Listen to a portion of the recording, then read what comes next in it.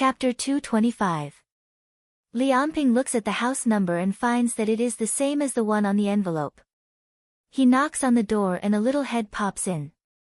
The boy, whose face was as smooth as jade, stared at the stranger warily. "Who are you looking for?" Li Anping forces a gentle smile and says, "Could you please give this letter to your parents for me?" "Brother?" Luo Dong holds back the urge to roll his eyes.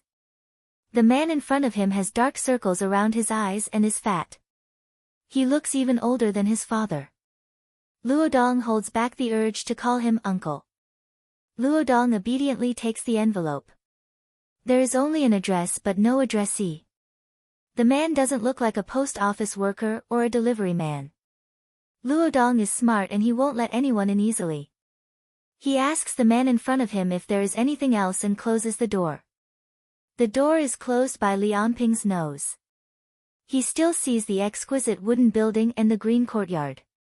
He didn't know that there was such a house in the R city. What a rich family. Li Anping doesn't want to give up. Aunt Li told him that Lin Luoran bought a villa in the R city. If he knew that Lin Luoran was destined to be rich, he wouldn't have left her for Ellie. "It's all your fault." Li Anping walks in the alley and makes sure that no one is around. He kicks a can away and says, "You two bitches, you will pay me back one day for what you owe me." However, the can doesn't know what to do. It bounces back after hitting the wall and hits Li Anping's ankle. Li grits his teeth and limps back to the company. How could a can have that kind of elasticity? Unfortunately, it hit the Lin family's protective shield, causing Li Anping to suffer a small loss. Luo Dong goes to Lin Luoran with the envelope in his hand. Lin Luoran is looking for a place on the map with Rong Donglin. "Sister, a letter for you." Lin Luoran takes over the envelope and looks at the address printed on the computer. She is confused. Lin Luoran looks at the back of the envelope and finds nothing special. However, she doesn't open it right away. After being interrupted by Luo Dong, she suddenly remembers something. Lin Luoran takes out a leather envelope from under the desk and hands it to Rong. Rong raises his head. He has been bending over for a long time and his back hurts. But what does it mean? Rong looks at the 3 piles of old people inside the envelope and is confused. "Your translator's salary." Rong shakes his head. "I don't need so many." Lin Luoran takes the tea made by Luo Dong. "I haven't finished yet." "Why are you in such a hurry?" "This is not only your salary for translation but also the advance payment for this trip to Dongting." Seeing that Rong is about to say something, Lin Luoran interrupts him. "I know you are honest. Everyone is looking for a job. Friendship is one thing. You should make money with what you have learned. Don't let Professor Chi worry about you. Think about it. Am I right?" Lin Luoran pauses. No one in the world can live on the wind and dew. It's not shameful to make a living with what one has learned. Rong declines the offer because he doesn't want to take advantage of the Lin family. However, it's his job to be a translator. He doesn't have to turn down the salary now. What's more, his family doesn't allow him to be a virtuous man. Seeing that Rong accepts the tea, Lin Luoran takes a sip of tea and puts forward an idea that she has been thinking about for a long time. "Brother Rong, you know that our family is a little special. Luo Dong needs a teacher to teach him how to read and write. Can you consider becoming Luo Dong's tutor after you come back from Dongting?" "Tutor, Donglin?" Luo Dong nods. He has no objection. Seeing that the boy is full of expectation, Rong puts his hand on his forehead and says, "Let me think about it." Rong needs to weigh the pros and cons of being a part-time job or taking it as a full-time job.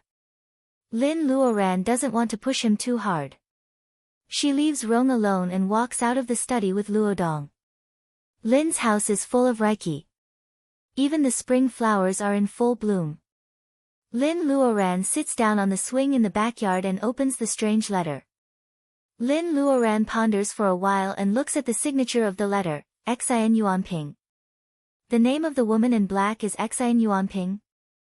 Lin Luoran has just learned the name of her enemy. The problem is that they just had a fight 2 days ago. Why does she send such a letter to her? The content of the letter is simple. I know you are going to the Dongting Dragon Palace. Lin Luoran, I'm afraid we have to cooperate this time. Well, even Lin Luoran feels embarrassed by these 3 short sentences. First, she has only offered a reward for the soul wood on the BBS. She has never mentioned the Dongting Dragon Palace. The woman in black.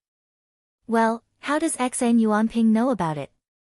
Rong has just finished translating the part recorded on the bamboo sheets of the Han tomb in Shui script, so the news hasn't been spread yet. As for the possibility that Rong is a mole, Lin Luoran doesn't have the time even if he wants to. Secondly, if Xan Yuanping knows something, such as whether the Dongting Dragon Palace really exists and where the entrance is, why does she want to go there? Third, even if Lin Luoran chooses not to cooperate, Xan Yuanping may make trouble secretly. The problem is that no matter what, Xan Yuanping has already planned to go to Dongting Lake.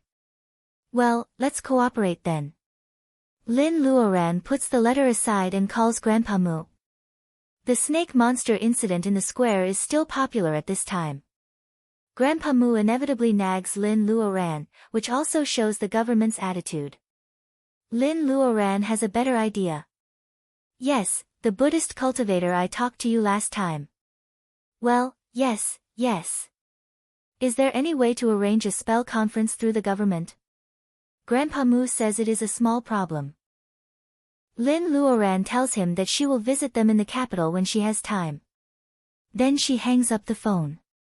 Cooperation. Let's have a good cooperation. Lin Luoran clenches the letter in her hand and makes up her mind. However, Xan Yuanping may not like the way Lin Luoran chooses to cooperate, just treat it as a surprise. Rong opens the door and agrees to stay in the Lin family to be Luodong's tutor. Luodong is so happy that he jumps up. Well, we'll leave later. In the fragrant hill villa. Grandpa Mu hangs up the phone and rubs the jade ring on his finger. He has guessed what Lin Luoran is going to do when he hears that she is going to hold a spell conference. This is a job that will offend people, but Grandpa Mu agrees without thinking. It is not only because he has a good impression of Lin Luoran, but also because he is not used to the sanctimonious behavior of some people. The world of cultivation in the state of Huaxia has been torn apart in front of the common people. Maybe this is the last chance for their generation. As for what to do in the future, Grandpa Mu has no idea. However, he believes that those who can adapt to the times the fastest will always have more opportunities than others. Spells are declining. It is such a coincidence that the girl of the Lin family appears at this time. While Grandpa Mu is still thinking, a figure comes in. It is Mu Tiannan, who looks weathered. This grandson of his is in his 30s, but he is still careless. Grandpa Mu is about to teach him a lesson when he notices that Mu Tiannan is not in a good mood. You already know, don't you? No. Know what? Master Mu has a bad feeling about this. Mu Tiannan laughs. There are suspicious tears in his eyes. In recent years, I have always thought that I gave the opportunity to my 6th brother. I don't regret it at all. I always want to help the Mu family develop well. Grandpa, you can give me another chance to choose. But it's ridiculous. You should have known that I have no Taoist root. I am useless in cultivation. Why do you still give me a chance to dream? It was really ridiculous. The elegant and arrogant third young Master Mu turned out to be a good-for-nothing. Mu Tiannan laughs crazily. He used to think that he can get anything in the world as long as he works hard. Chapter 226. It takes only 2 hours to travel from Changsha to Yeyang by train. It is drizzling today and the weather is foggy. The lake is covered with a layer of water vapor. Although it is the 21st century, some fishing boats with motors return from the lake. Lin Luoran and Rong are standing on the bank of Dongting Lake. The gentle wind and the drizzle fall on them. Even though they are fanning themselves, their clothes are still wet. The water is rippling. The area of Dongting Lake has shrunk. Even the water is not as clear as before. Even if there are dragons here, it is hard to imagine how they can survive in such a water. Lin Luoran doesn't see the dragons, but the fishing boats start to dump today's catch by the lake. The spring fishing ban was about to begin, and the fishermen were making the best use of their remaining time to catch fish. Therefore, boats of fish were pulled back amidst the clattering sounds of motors, and then dumped by the lake for the old, weak, women, and children to sort out. Of course, it is not the season to eat crabs. However, crayfish are still abundant in Dongting Lake. March and April are the season for crayfish to lay eggs. Taking advantage of the fact that the fishing ban hasn't officially begun, most of the fish dumped by the fishermen are crayfish. Crayfish are poisonous after they die and can't be eaten. The dead crayfish are piled up on the beach in March, giving off a disgusting smell. Lin Luoran likes spicy crayfish very much. However, she sighs at this way of fishing. Rome knows what Lin Luoran is sighing about. He scratches his head and says, "One of my roommates said that the crayfish in Yeyang is the cheapest. It is only 3 or 4 yuan per pound in summer. They can't raise the price, so they have to sell the crayfish." Lin Luoran smiles. She doesn't pursue the topic. Instead, she walks over with an umbrella. "Sister, do you sell fish and shrimp?" The fisherwoman works hard and waves her hand. "Not at retail. Not at retail." Lin Luoran doesn't insist. She asks every family on the bank. There are more than 10 fishermen on the bank. Finally, an old man who is smoking talks to her. The old man's skin is bronze because of years of hard work. He smells like fish. He is smoking a low-quality cigarette beside a broken boat. "Sir, is today's harvest good?" "This area is not big." The old fisherman has heard Lin Luoran chasing after other people to sell fish to her. He is waiting for the young couple to buy fish. However, Lin Luoran asks him if his harvest is good. The old fisherman finally looks at the young couple. Both of them looked to be in their early 20s. The boy looked ordinary, while the girl looked very lively. "Little girl, are you really here to buy fish?" The old fisherman took a puff of his cigarette and asked indifferently. Rome has been worried. He doesn't know what's wrong with Miss Lin. They flew to Changsha and then transferred to Yeyang. They didn't have any rest on the way. However, when they arrived at Dongting Lake, Lin asked for fish for no reason. Hearing the old man's question, Rong is enlightened. Sister Lin is so smart that she won't say anything without thinking. He may as well wait for Sister Lin's decision. Lin Luoran rolls her eyes. She looks like a naive schoolgirl. "Sir, of course we are here to buy fish. Do you want to sell your fish?" The old fisherman glanced at the fish and crabs in the cabin and put out the cigarette. "I'm too embarrassed to sell these 2 fish and crabs to you. If word gets out, people will think that I'm a bully."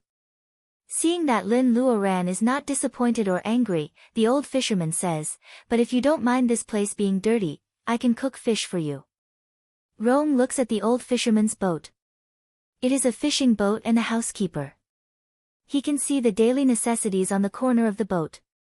The boat is as dark as the old fisherman's skin.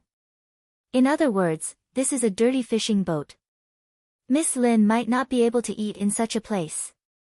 Rong thinks that Lin is going to refuse. However, Lin Luoran relaxes her frown and says, "Then I'll be thick-skinned and stay for dinner, sir." She closes her umbrella and jumps onto the deck.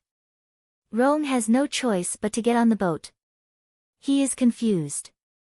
The old fisherman was not bashful at all. He started a fire with a thin wooden plank in the small stove, put an iron pot on it, and mixed some water to boil it. He then picked out some fish, shrimps, and crabs from his net and swiftly cut open their stomachs at the back of the cabin.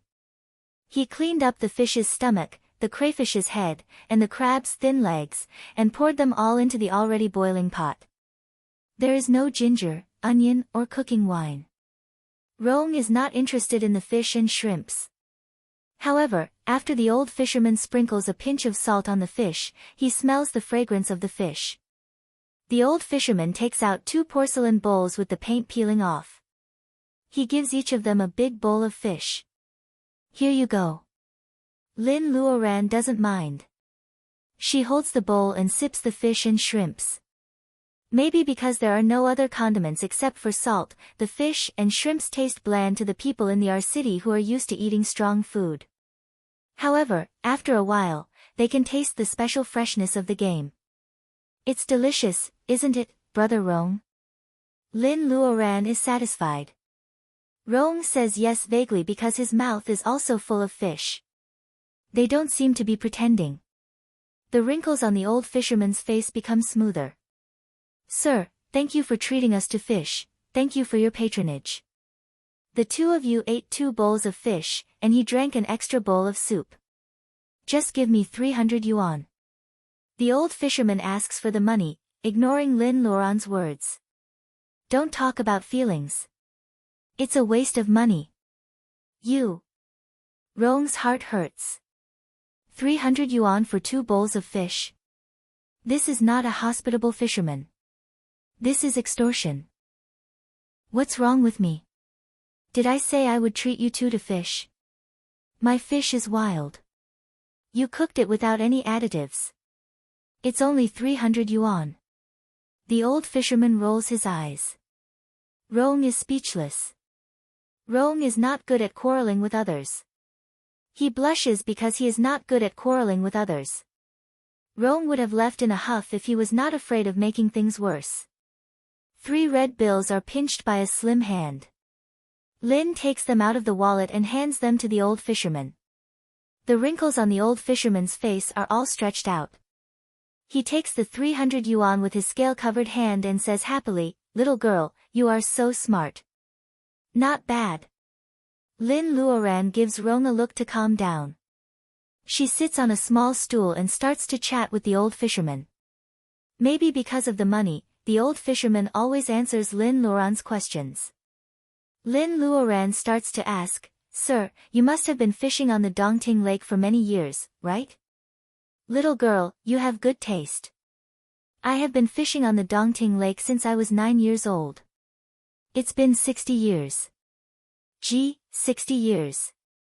The state of Huaxia was founded 62 years ago. He is really old." They chat all the way. It's getting late. The old fisherman feels that the 300 yuan is worth the time.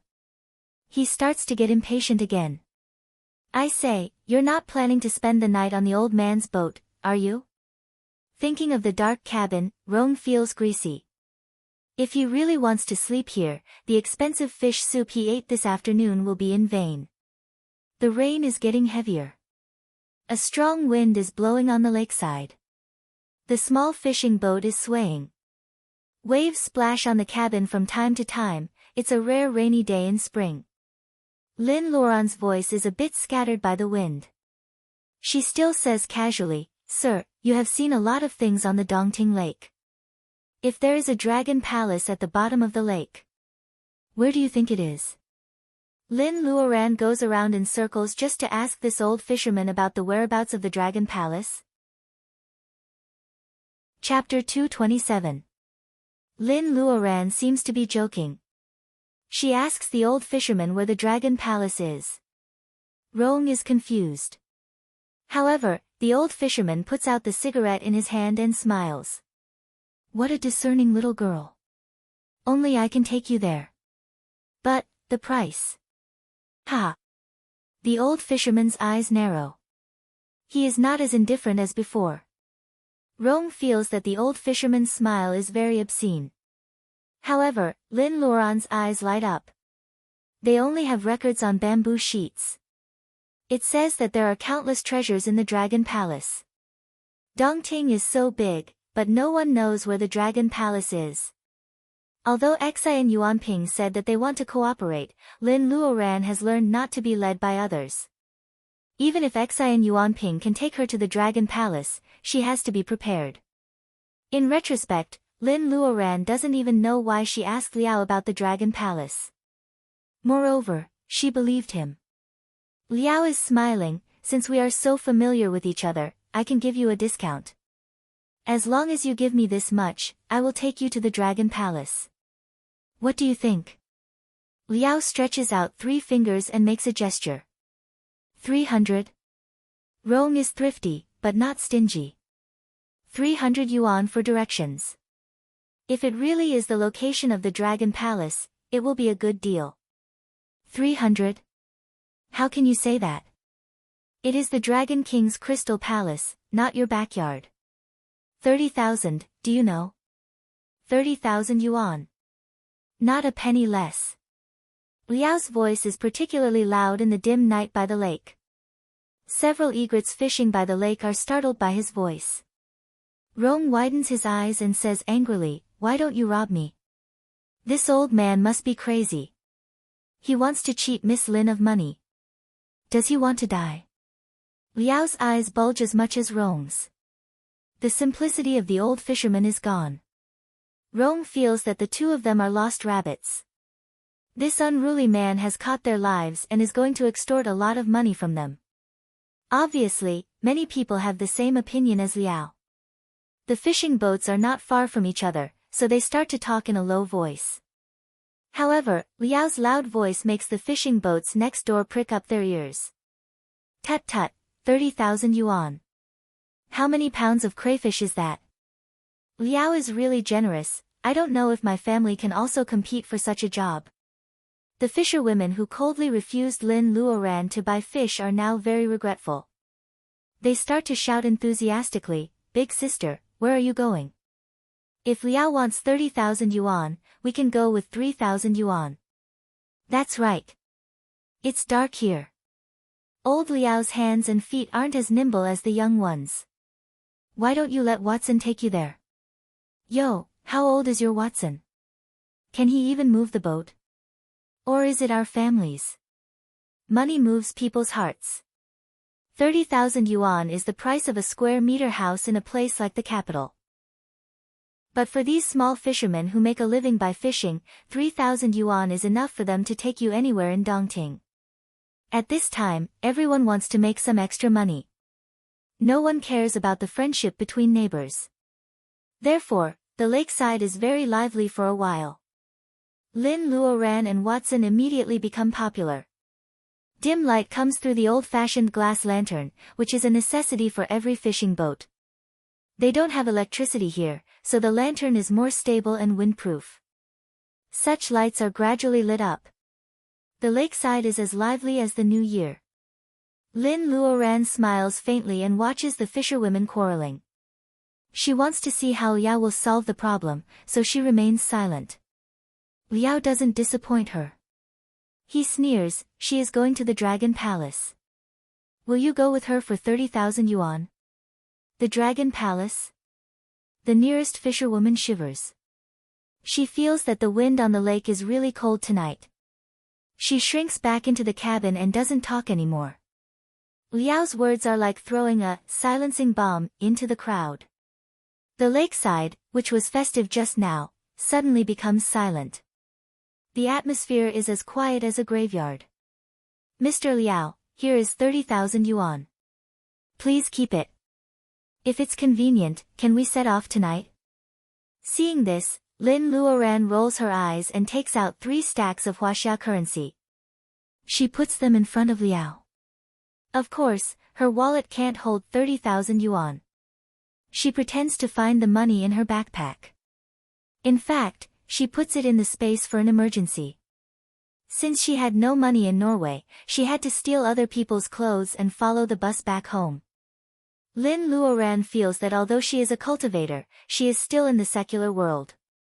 If she doesn't want to solve the problem by force, sometimes Brother Kong Fong's affection doesn't discriminate between regions and countries. Rong knows that the Lin family is very rich. However, as an outsider, he is reluctant to give money to Lin Luoran. Liao takes the money without saying anything and counts it twice in a row. It seems that he is afraid that some of the bills are missing. Rong can't help looking away and looking at the lake. The profiteer Liao finally shows a satisfied smile. After taking the money, he says to Lin Luoran with a smile, "I'll take you there now." Of course, Lin Luoran has no objection, and Rong Donglin has no objection either. The old paddle is moving in the water. Rong and Rong find that this boat doesn't have a motor. So, is he going to take them to the Dongting Dragon Palace with the paddle? Rong feels that this is the biggest joke in the world. Why did things go wrong? Yes, Sister Lin suddenly bought fish from these fishermen, and then they ate the fish soup. Later, Sister Lin seems to be possessed and asks about the Dragon Palace from these old fishermen. Rong feels that something is wrong, but he can't tell what it is. Liao paddles steadily with an inherent sense of rhythm. Although it is not as fast as a fishing boat with a motor, Lin Luoran can still sense that they are moving fast. Looking back at the shore, there are only dim lights looming in the mist. In the sound of the water, they are far away from the shore. Mr. Liao, why are they afraid of the Dragon Palace? Liao keeps paddling and sneers, people who make a living on the water don't worship the sky or the earth, but they have to pray for the protection of the Dragon King every day. The Crystal Palace is a place for drowned ghosts. Of course, they are afraid of it. Rong wants to ask why Liao doesn't care about it. However, he remembers that Liao is an old man who makes a living on the water and doesn't even have an electric motor to fish. Therefore, Rong stops being stingy. The mist on the lake is getting thicker. They pass by large fishing boats from time to time. The waves tonight are a little big. The small boat with the black awning is bumping with the water. It seems that it will capsize at any time. Around midnight, the outline of an island appears in the distance. Rong feels cold and sleepy. He yawns, where is that? Liao is anchored at the port. He is happy while anchoring, young man, read more books when you have time. Even fishermen know that this is Mount June, Mount June. Rong is a little more awake. There is a blue sign with white characters on the port. It is the unique sign of a tourist area. The two words, Mount June, Rong can't hold back his anger when he sees it clearly. You mean the Dragon Palace is in Mount June, Liao nods. His eyes are full of appreciation for Rong's intelligence. Rong is furious. Mount June, the Mount June of Dongting Lake, is a must-visit scenic spot in Dongting, just like Yeyang Tower. Now Liao says that the Dragon Palace is in a popular scenic spot. In fact, what makes Rong even angrier is that the old fisherman charged them 30,000 yuan for a ticket to visit Mount June from nearby Yeyang Tower. What makes him even angrier is that the old fisherman charged them 30,000 yuan. He turns around angrily, only to see that Lin Luoran is staring at the island. She is confused at first and then suddenly understands. Chapter 228. At midnight, there is only the howling of owls. Lin Luoran carries Rong and flies to the shore. The morning sun is about to jump out of the lake. In a few seconds, Liao's fishing boat has disappeared in the mist. Hey! He hasn't told us where the Dragon Palace is yet. Old man, he wants to cheat them of 30,000 yuan. No way. Lin Luoran covers Rong's mouth. Rong is good at everything except his nagging. Let's go. I know where it is. Keep your voice down. We are trespassing. Lin Luoran doesn't let him go until Rong nods. There is a map at the entrance of a tourist area. It is easy to recognize the direction of a certain scenic spot. Lin Luoran ponders the map for a while and drags Rong forward. Seeing that Rong is indeed a weak scholar, Lin Luoran takes out a piece of yellow paper from her space and puts it on Rong's feet. Poor student Rong had lived for more than 20 years, and this was the first time he felt that his entire body weighed exactly 200 grams. To put it more seriously, he suddenly felt as light as a swallow. Immortal means. Rong stumbles, but he follows Lin Luoran steadily. He doesn't notice that Lin Luoran can't help smiling. Lin Luoran doesn't admit that she is taking revenge. Rong is too slow, so she scares him with the teleport figure she got from Wen Guanjing. With the teleport figure on Rong's legs, he is like a tightly wound electric toy. Every step he takes is like walking on a spring bed. He can easily pass all the obstacles. Mount June is not big. It is far away from the Yang Tower of Dongting Lake. If you look down from mid-air, you will find that it is in the shape of a turtle. It is a beautiful island embedded in Dongting Lake. There are 36 pavilions and 48 temples. Lin Luoran and Nuying pass by the famous tomb of the second concubine. Naturally, Huang and Nuying were no longer in the mortal world. Instead, there were two statues of peerless beauties enshrined in the Xiang Fei Temple. They were heavily colored and their clothes were fluttering. They were surrounded by floating clouds, red cranes, tearful bamboos, lakes and mountains. The statues looked like they were about to fly into the sky. Even Lin Luoran stops for a second. The bamboos are dancing in the air. It sounds like they are crying or murmuring. It is so magical.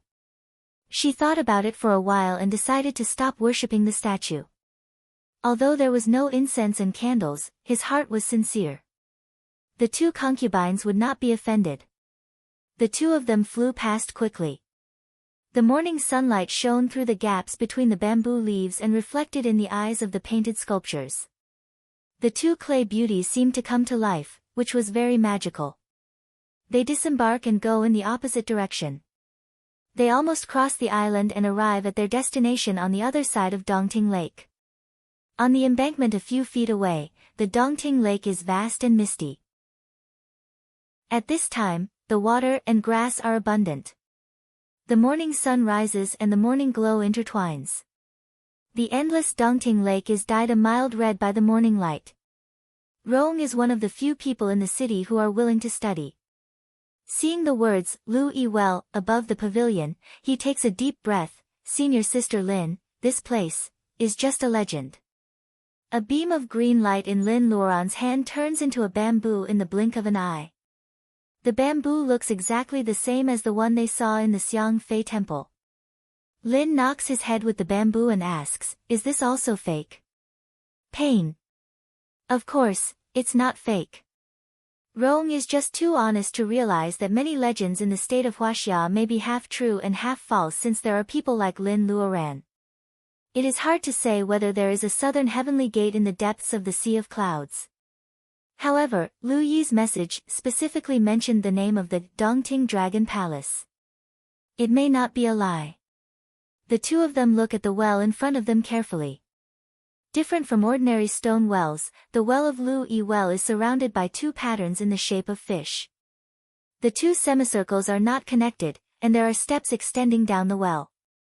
It seems that the well really leads to the Dragon Palace under the Dongting Lake. Ordinary people can imagine this for a while. However, Lin Luoran's spiritual mind can extend for miles. She finds that the steps are just a visual illusion. In fact, the well extends down for dozens of steps and the end is already there. Lin Luoran is not disappointed. If the steps lead directly to the Dragon Palace, even if there are treasures in it, the Dragon King's foot-washing cloth would have already been taken away. Brother Rong, you need to read more books. Think about the content of Lu Yi's message carefully, especially the way he entered the Dragon Palace. Although Rong is amazed by Lin Luoran's whimsical idea, he still listens to the legend. Lu Yi, a failed scholar, passed by Jing Jiang on his way back to his hometown. He guessed that he was in Chunhua County, Shaanxi Province. After saying goodbye to his friends, he saw a poor shepherdess and boldly talked to her. He was surprised to hear that the beautiful shepherdess was the third daughter of the Dragon King, the legendary Dragon Girl. She was abused by her husband's family and herded sheep here. Of course, Louis can't stand the Dragon Girl's lovely begging. He promises to bring a letter to the Dragon Palace for her and seek protection from her family. Even if a mortal knows the entrance, how can he enter the Dragon Palace? The Dragon Girl teaches him to find an orange tree by the Dongting Lake. He knocks on the tree 3 times. Shrimp and crab soldiers come out of the water and open a way for Lu Yi to enter the Dragon Palace. Rong and Lin Luoran are not in a good mood after he finishes his story. This is a picture book from the Tang Dynasty.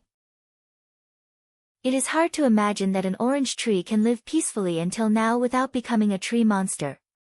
Lin Luoran has also explored the ground here. Even the roots of orange trees have disappeared because of the passage of time. Sister Lin, there is no orange tree here. The sky is getting bright.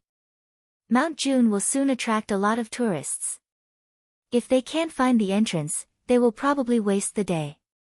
Lin Luoran squats down and looks at the stone fish carefully. The carvings are simple and exquisite, but they are not spiritual because of history. Lin Luoran's eyes are sharp. She can tell at a glance that this is just a later relic. It is definitely not an antique from the Tang dynasty. Needless to say, the mouth of the well is a new one. Wait, shrimp and crab soldiers come out of the water and open a way for Lu Yi. Lin Luoran explores the end of the stone steps with her spiritual mind again. It is a stone wall covered with thick moss. Lin Luoran can't tell what kind of stone it is. Lin Luoran's spiritual mind can't go through the wall, which attracts her attention. What does it matter if there is no orange tree? Lin Luoran is not a scholar like Lu Yi. As a cultivator with the Taoist root of the water, it would be shameful if she can't even make the water-dividing spell. Lin Luoran dares to make a spell to divide the water of the Sand River when she is still in the late stage of training qi. With her current level of cultivation, this extended well is not enough. Therefore, in the blink of an eye, Lin Luoran finishes making the water-dividing spell. The blue light is purer than the color of the sea.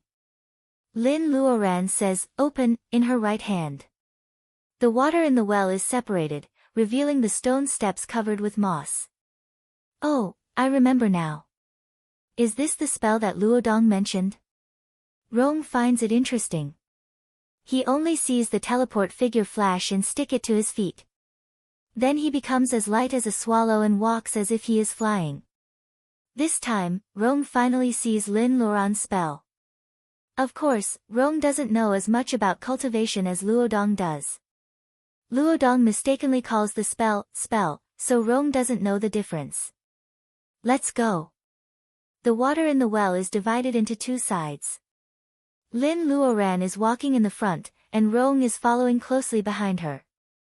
The water in the well is pouring down. Rong thinks it is a disaster. However, after a flash of blue light, Rong finds that there is a transparent cover around him and Lin Luoran. The cover is 1 meter away from the well. Lin Luoran lights up a ball of fire in her hand, illuminating the world under the well. It is the same as what she sensed with her spiritual mind. The entrance is narrow, but the deeper they go, the wider it is. Lin Luoran has to pay attention to any accidents. After all, this is the entrance to the Dragon Palace. The future is uncertain. Lin Luoran is multitasking, so she doesn't notice that Rong's face is flushed and his steps are not steady. The water cover is magical. Lin Luoran doesn't feel suffocated at all. However, the water is mottled. Rong feels that he is too close to Lin Luoran. He is a restless young man. He doesn't have any evil thoughts, but he can't resist the urge of young blood. It turns out that the water temperature is not low. Is he too close to Lin Luoran? It was only a few dozen steps, but Xiao Rong felt like he was walking with a fawn. It was just that a young man had a different thought, but when he thought of the Lin family's great family background, Xiao Rong's thoughts were automatically extinguished when he reached the end of the steps. There is a thick wall at the end of the stairs. Lin Luoran has explored the well and there are no other creatures in it. It is less dangerous here.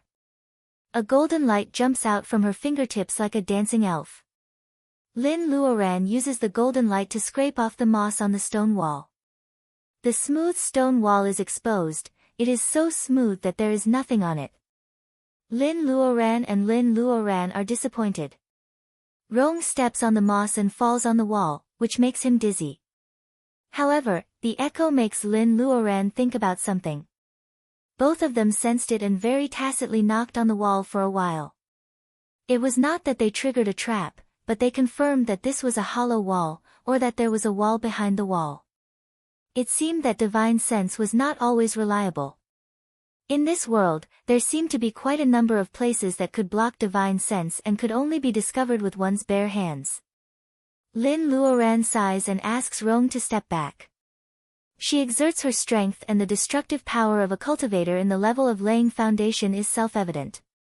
The stone wall falls down, and the wall which excites Rong and Lin Luoran finally shows itself. There are some familiar characters on the wall. Rong murmurs to himself while touching the wall, this is the authentic Shui script.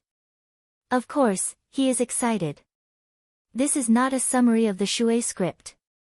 Like the bamboo sheets from the Han tomb, this is a real historical engraving. Brother Rong, let's see what it is about. Lin Luoran is wise to bring Rong here. Who says that legends can't be trusted?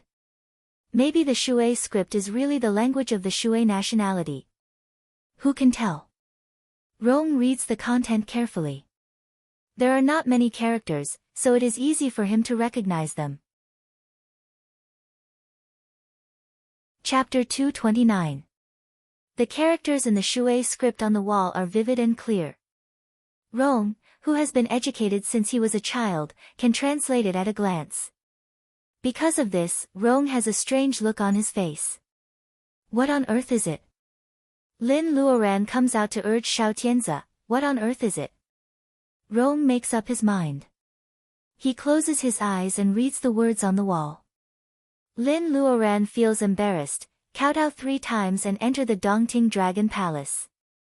Not to mention that such a simple way is too childish, the inscription under the big characters almost blinds Rong and Lin Luoran. Liao didn't lie to you, did he? Liao.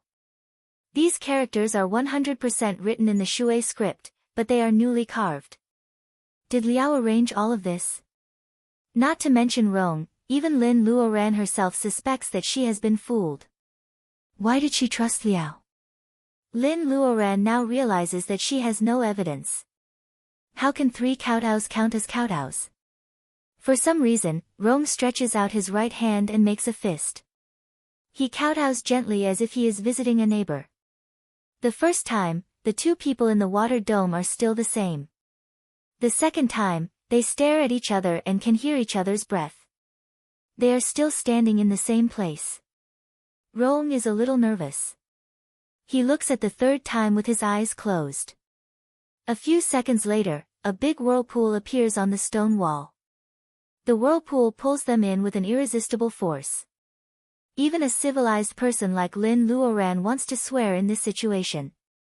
She feels dizzy. The twisting force challenges the limits of people's postures. Bang! Lin Luoran falls on the ground. The water dome has been broken. Rong also appears on the ground not far away. His physical strength is too weak, so he has fainted. Lin Luoran gets up and checks to make sure that Rong is fine.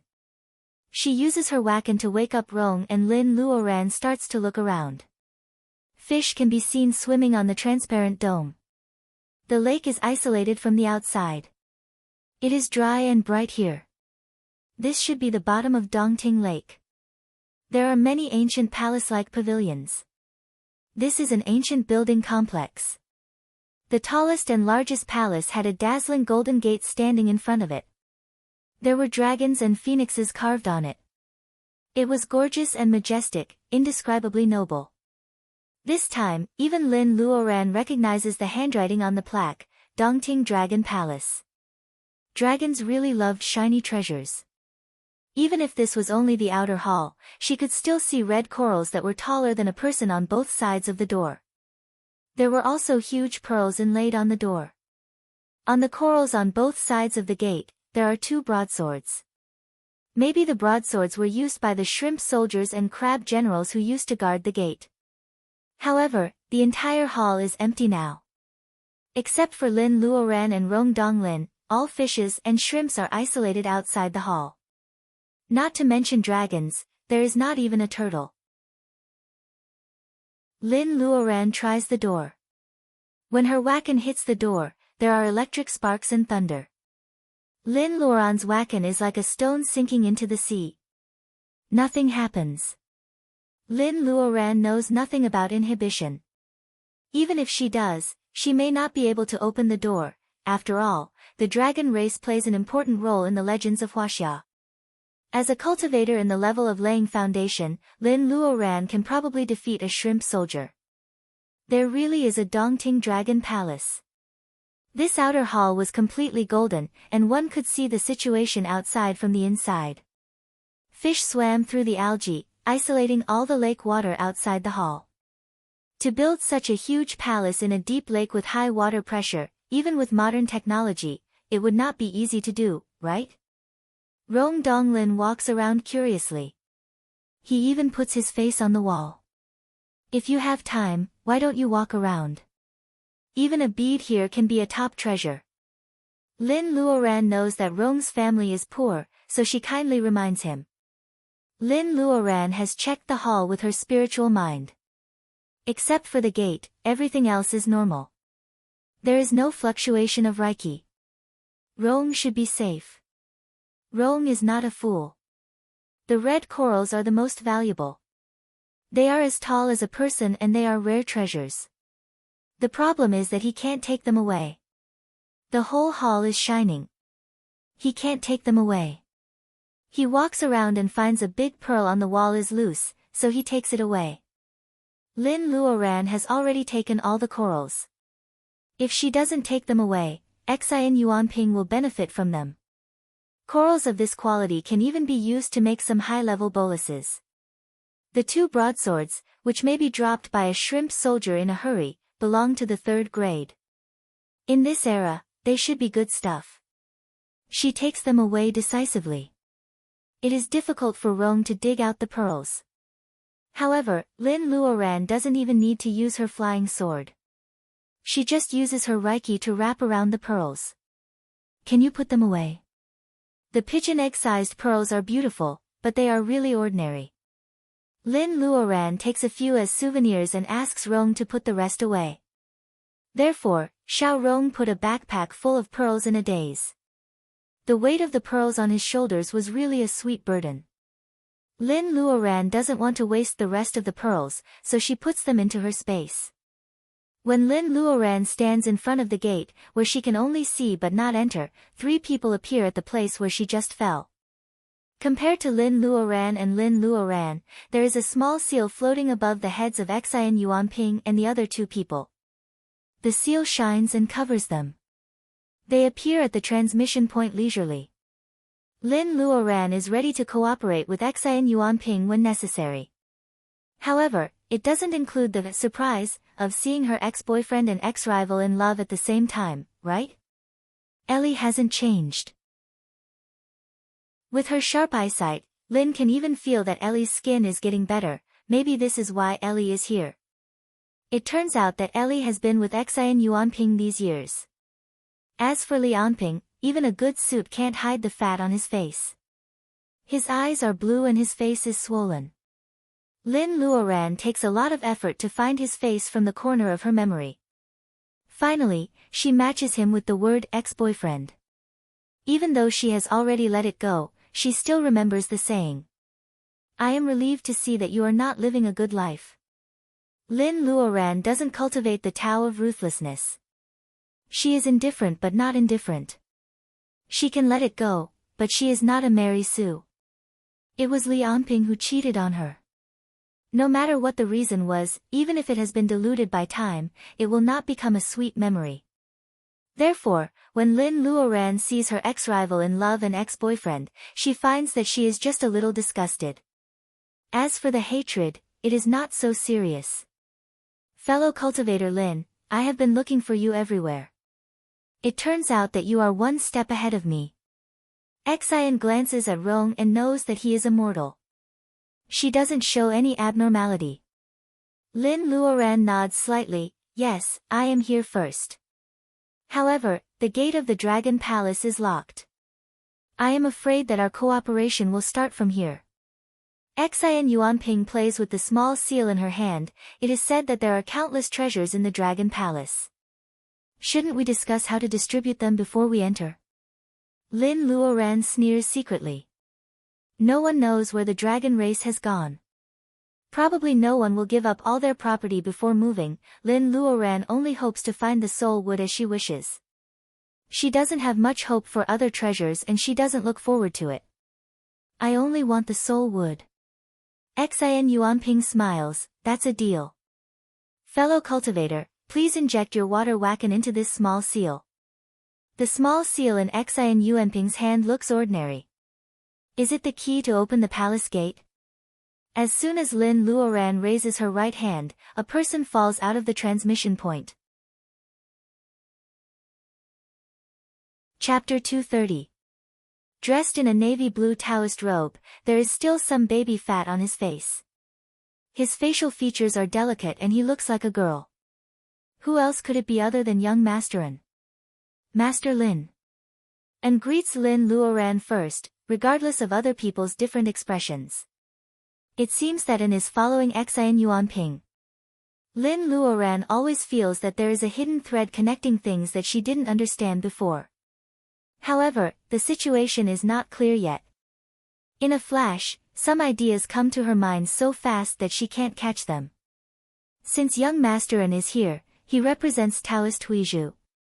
Of course, he should get a bigger share. Lin Luoran only wants the soul wood. She doesn't care about how much she can get. She makes this suggestion casually, but she is actually observing Xin Yuanping and An's expressions. Master Lin, you must be joking. An is here to find a lost relic of the Qingqing Taoist temple under the order of the superior. Please forgive me. An is very calm, as if it is natural for him to get a share. Of course, Xin Yuanping is not so natural. Lin Luoran sees that Xin is still smiling, but it is a fake smile. Huizhu is indeed making a big deal about this. Even though he is a cultivator in the later stage of laying foundation, he sends a disciple who hasn't even reached the later stage of training qi to get a share. Lin Luoran and Xin Yuanping are really disrespectful. Even if Lin Luoran doesn't care, Xin Yuanping is the most unreasonable evil cultivator who dares to attack the Qingqing Taoist temple. And is in great danger. Lin Luoran is certainly willing to be hated by someone. Miss Xian, can we start now? The combination this time is so strange. 3 mortals, a Taoist, an evil cultivator, and a female cultivator in laying foundation. Lin Luoran always feels uneasy. She doesn't know what danger is in the Dragon Palace. She just wants to find the soul wood as soon as possible in case something bad happens. Then let's start. Xin Yuanping doesn't know what to do. She puts up with Anne's seemingly calm but actually arrogant action and throws the stamp out. The stamp stops in the air 3 feet away from the Golden Gate. Lin tells Rong to stay behind her and injects pure water wacken into the stamp as Rong is told. The stamp is like a starving person, and the water wacken is delicious food. Lin Luoran is caught off guard and her water wacken is almost drained. Fortunately, the water nebula inside her body has formed. It quickly transforms the water reiki absorbed from the bead into wacken. This place is the bottom of Dongting Lake, the former territory of the King of the Water nationality. Even the half-abandoned Dragon Palace is full of water reiki, which is enough for the bead to eat. The small seal emitted a blue luster, and the abundant water's spiritual power almost made the spiritual power around it ripple. The blue light shrinks and shrinks. Lin Luoran is having a hard time. Seeing that golem can't be fed enough, Lin Luoran's worry about Xin Yuanping's cooperation is lessened. There are only a few laying foundation cultivators in the state of Huaxia. Except for Xin, no one can provide such a huge amount of water wacken. She gritted her teeth and injected her water's spiritual power into the small seal, but she gradually felt powerless. The small seal seemed to have sensed that she was struggling, so it stopped absorbing. Xin Yuanping suddenly grabs Ellie, who has been quiet. In Ellie's panic, Xin Yuanping cuts her wrist and draws out a mass of blood. A large mass of blood is purified into 3 drops of essence blood, which Xin Yuanping puts into the small stamp. She let go of Ellie, who had lost too much blood and was pale. She stared at the small seal. Success or failure, it all depends on this moment. After absorbing the water wacken and drinking human blood, the small seal lost all its spiritual light. However, after circling 3 times, the blue light soared and a dragon roar came out, echoing through the outer palace of dozens of acres. Could it be that there were still dragons in the dragon palace? Xin Yuanping is delighted. She throws a jelly to Ellie, who is on the verge of collapse. After eating it quickly, Ellie's face finally regains a trace of color. A shadow gradually takes shape in the blue light. Ordinary people like Rong, Lianping, and Ellie are stunned. Even Lin Luoran, who has seen the fire phoenix, the silver fish, and the golden hawk and the cyan fox at home, is also stunned. As the totem worshipped by the state of Huaxia for thousands of years, the dragon means a lot to the people of Huaxia. They have always regarded themselves as the descendants of the dragon. The fishing boats on the Dongting Lake, which are seizing the last time before the fishing ban, find that the wind is raging. From time to time, all kinds of fish jump out of the water. Regardless of the fishing nets, they crazily gather and swim towards a direction deep in the Dongting Lake. They were only stupid creatures who didn't have any intelligence. However, they sensed the king's power in their bloodline. This is the power of inheritance hidden in the deepest part of their blood. It makes all kinds of fish rush towards the direction of the dragon palace, a pilgrimage. Not only the crowd, but also the fire phoenix, who was digesting the mystical fire in the space, poked its head out from the small wooden house. Its cold phoenix eyes seemed to have a nostalgic look. Through the barrier of the mist, it looked in the direction of the small seal. A silver dragon gradually takes shape in the blue light. The horns on its head are majestic, the scales on its body are shining, and the claws are cold and sharp. However, no matter how majestic it is just a shadow. Is this the remnant soul of the silver dragon? The fire phoenix sends out a special spiritual thought, but the silver dragon doesn't respond at all. It is a little disappointed. This is just a remnant soul that has lost its consciousness. How can it still be the superior dragon? There are no dragons in the world anymore, right? Similarly, there are no phoenixes. The fire phoenix is a little depressed, so it goes back into the cabin. It also drags away the silver fish, who wants to watch the fun. The space is quiet. The warm spring breeze makes the spirit herbs sway gently. No one knows the sadness of the fire phoenix. Even if it is a remnant soul, it has the purest breath of a dragon. The gate of the main hall of the dragon palace is right there. No matter which water the silver dragon belongs to, the gate of the dragon palace is never closed like other dragons. The shadow rushes to the gate, and the golden gate moves slowly. Lin Luoran lowers her eyes to hide her thoughts. How can Xin Yuanping know so much about the dragon palace? Lin Luoran uses her wakan as the driving force and Ellie's blood as the primer to activate the little stamp and open the gate of the dragon palace. Let alone the uniqueness of Ellie's bloodline, what about Lianping? Why does Xin bring him here? There is also an. Since Huizhu has the Chronicle of the 9 provinces, he should have known about the dragon palace. Why didn't he come here? What does he want by coming here to join in the fun? The glorious throne was at the very center of the hall, and the entire front hall was grand and majestic. The silver dragon once again let out a clear cry, wanting to rush towards the dragon throne, but the small seal released a pulling force, pulling the unwilling silver dragon back, and sucking it back into the seal. Lin Luoran can feel that the water wakan around the little seal has been used up. She has the water wakan in the level of laying foundation, but it can only make the remnant soul of the silver dragon appear for a short time. This shows how powerful the remnant soul is. Come on. Xin Yuanping drags Lianping and Ellie into the hall. Seeing that they are safe, Lin Luoran and Rong enter the gate. As for An, he follows them leisurely and even closes the golden gate slowly. The main hall is vast and boundless. The golden pillars make it magnificent. Xin Yuanping has already disappeared with the 2 people. Lin Luoran doesn't want to go with unfortunately, and is smart enough to go to a side hall by himself. Seeing that there is no one around, Lin Luoran winks at Rong.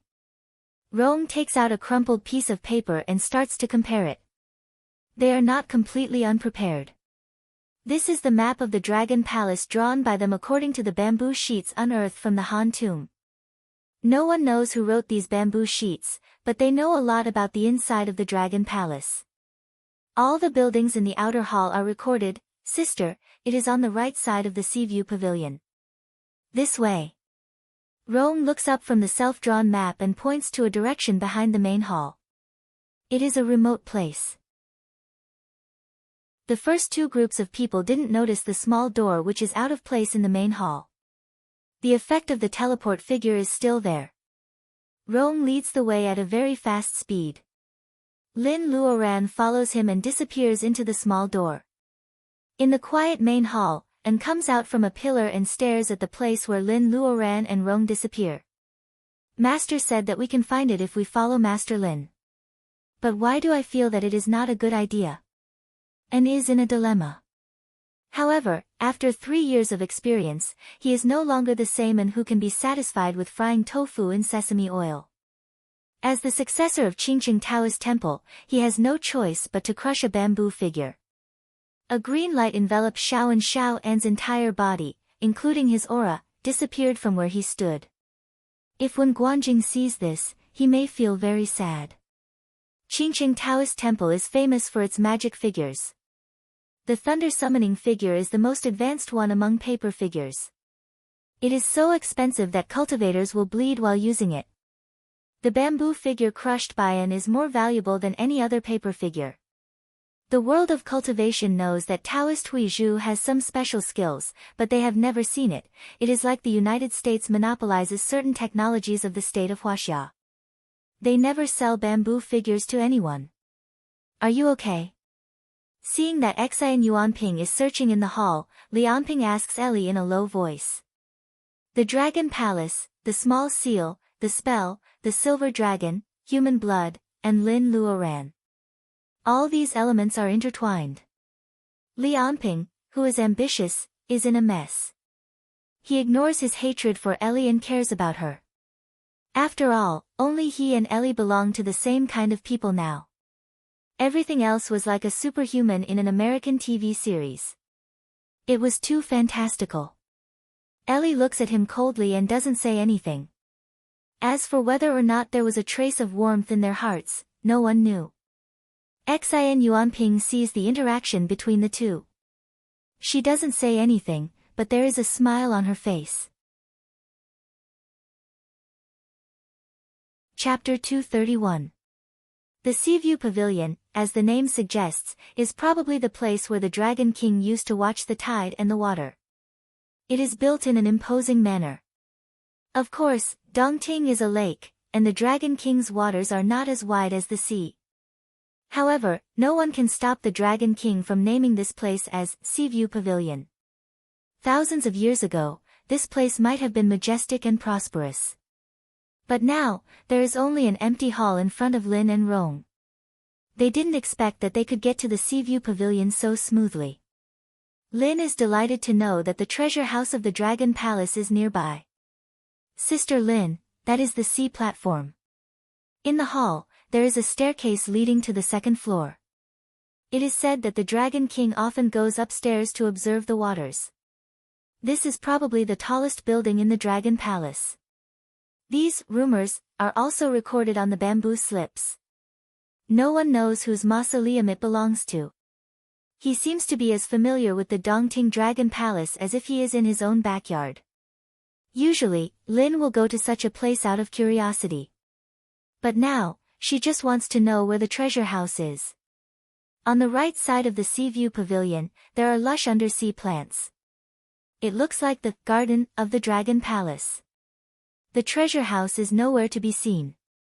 What could have gone wrong? Could it be that there was a mistake in the bamboo slip? However, the record is not only correct, but also helps them avoid many traps along the way. Is it possible that the treasure house is the biggest trap? Let's split up and see if we can find any clues. Lin goes out from the side door and goes to the flower bed first. Rong nods and goes upstairs to the Seaview Pavilion. There are many exotic flowers and plants in the flower bed. Apart from the unique reefs at the bottom of the sea, there are also many famous flowers on the land. It is spring, and the flowers in the flower bed are gorgeous. Because no one has taken care of the flowers for many years, the shadows of the trees and the green vines are especially beautiful in this strange underwater world. Who can imagine that there are peonies under the Dongting Lake? Lin Luoran looks around and sees a few sea radishes among the red corals. Sea radishes are spirit herbs of the water. They usually only grow in the deep sea where sharks live. Only the special secretion of these sea radishes can make them grow normally and turn into spirits. Lin Luoran doesn't know if there are sharks in Dongting Lake. Sea radishes are rare for cultivators. However, in the Dragon Palace, they are just flowers and plants for viewing. This is just the waters of Dongting Lake. How rich and powerful are the dragons in the vast ocean? How could such a race disappear from Earth? Lin Luoran is in a daze. Dragons are not the only ones who have disappeared. Phoenixes, Kylans, and other mythical beasts are also gone. However, there was still a fire phoenix in the space. Could it be that it had been living in the space before the phoenix disappeared? The former owner of the bead was able to catch a phoenix and put it in the bead. Lin Luoran doesn't know how powerful he must be. At least, he must be someone she can only look up to. The leaves of the sea radishes are purple, which means that they have been growing for a long time. Lin Luoran will certainly not let go of such spirit herbs. She quickly puts several sea radishes into the space. After collecting the sea radishes, Lin Luoran finds a brown object under the sand. Lin Luoran brushes away the sand and finds that it is a broken clam shell. It is bigger than a round table. The clam has been dead for many years. There is also a black pearl in the size of a baby's fist in the sand. Obviously, it was produced in the clam. Both the quality and the size of the pearl are much better than the pearls that can be seen everywhere in the Dragon Palace. Dragons love money so much that they didn't even have time to take such a treasure with them. Obviously, they left in a hurry. What happened in those years? Lin Luoran always feels that the history of Huaxia from the primitive times to the Xia and Shang dynasties can't be justified by historians. What is missing? Lin Luoran looks at the bead on her wrist.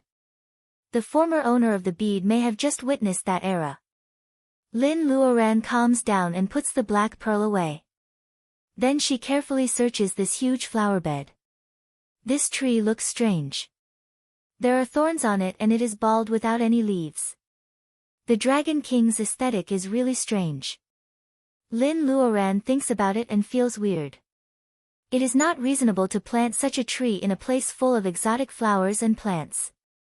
As soon as she reaches out her hand, a scream comes from the Seaview Pavilion. Oh no, it is Rong Donglin's voice. Is he in danger? Lin Luoran has no time to look at the strange tree. She flies up and rushes to the second floor of the Seaview Pavilion. The window creaks when Lin Luoran flies over. The second floor is surprisingly large. Some curtains that have not decayed for thousands of years are swaying in the wind. However, Rong Donglin is nowhere to be found. Lin Luoran steps to the third floor. There are 7 floors in the Seaview Pavilion. The lower floor is big and the upper floor is small. Lin Luoran quickly flies up to the 7th floor. It is empty.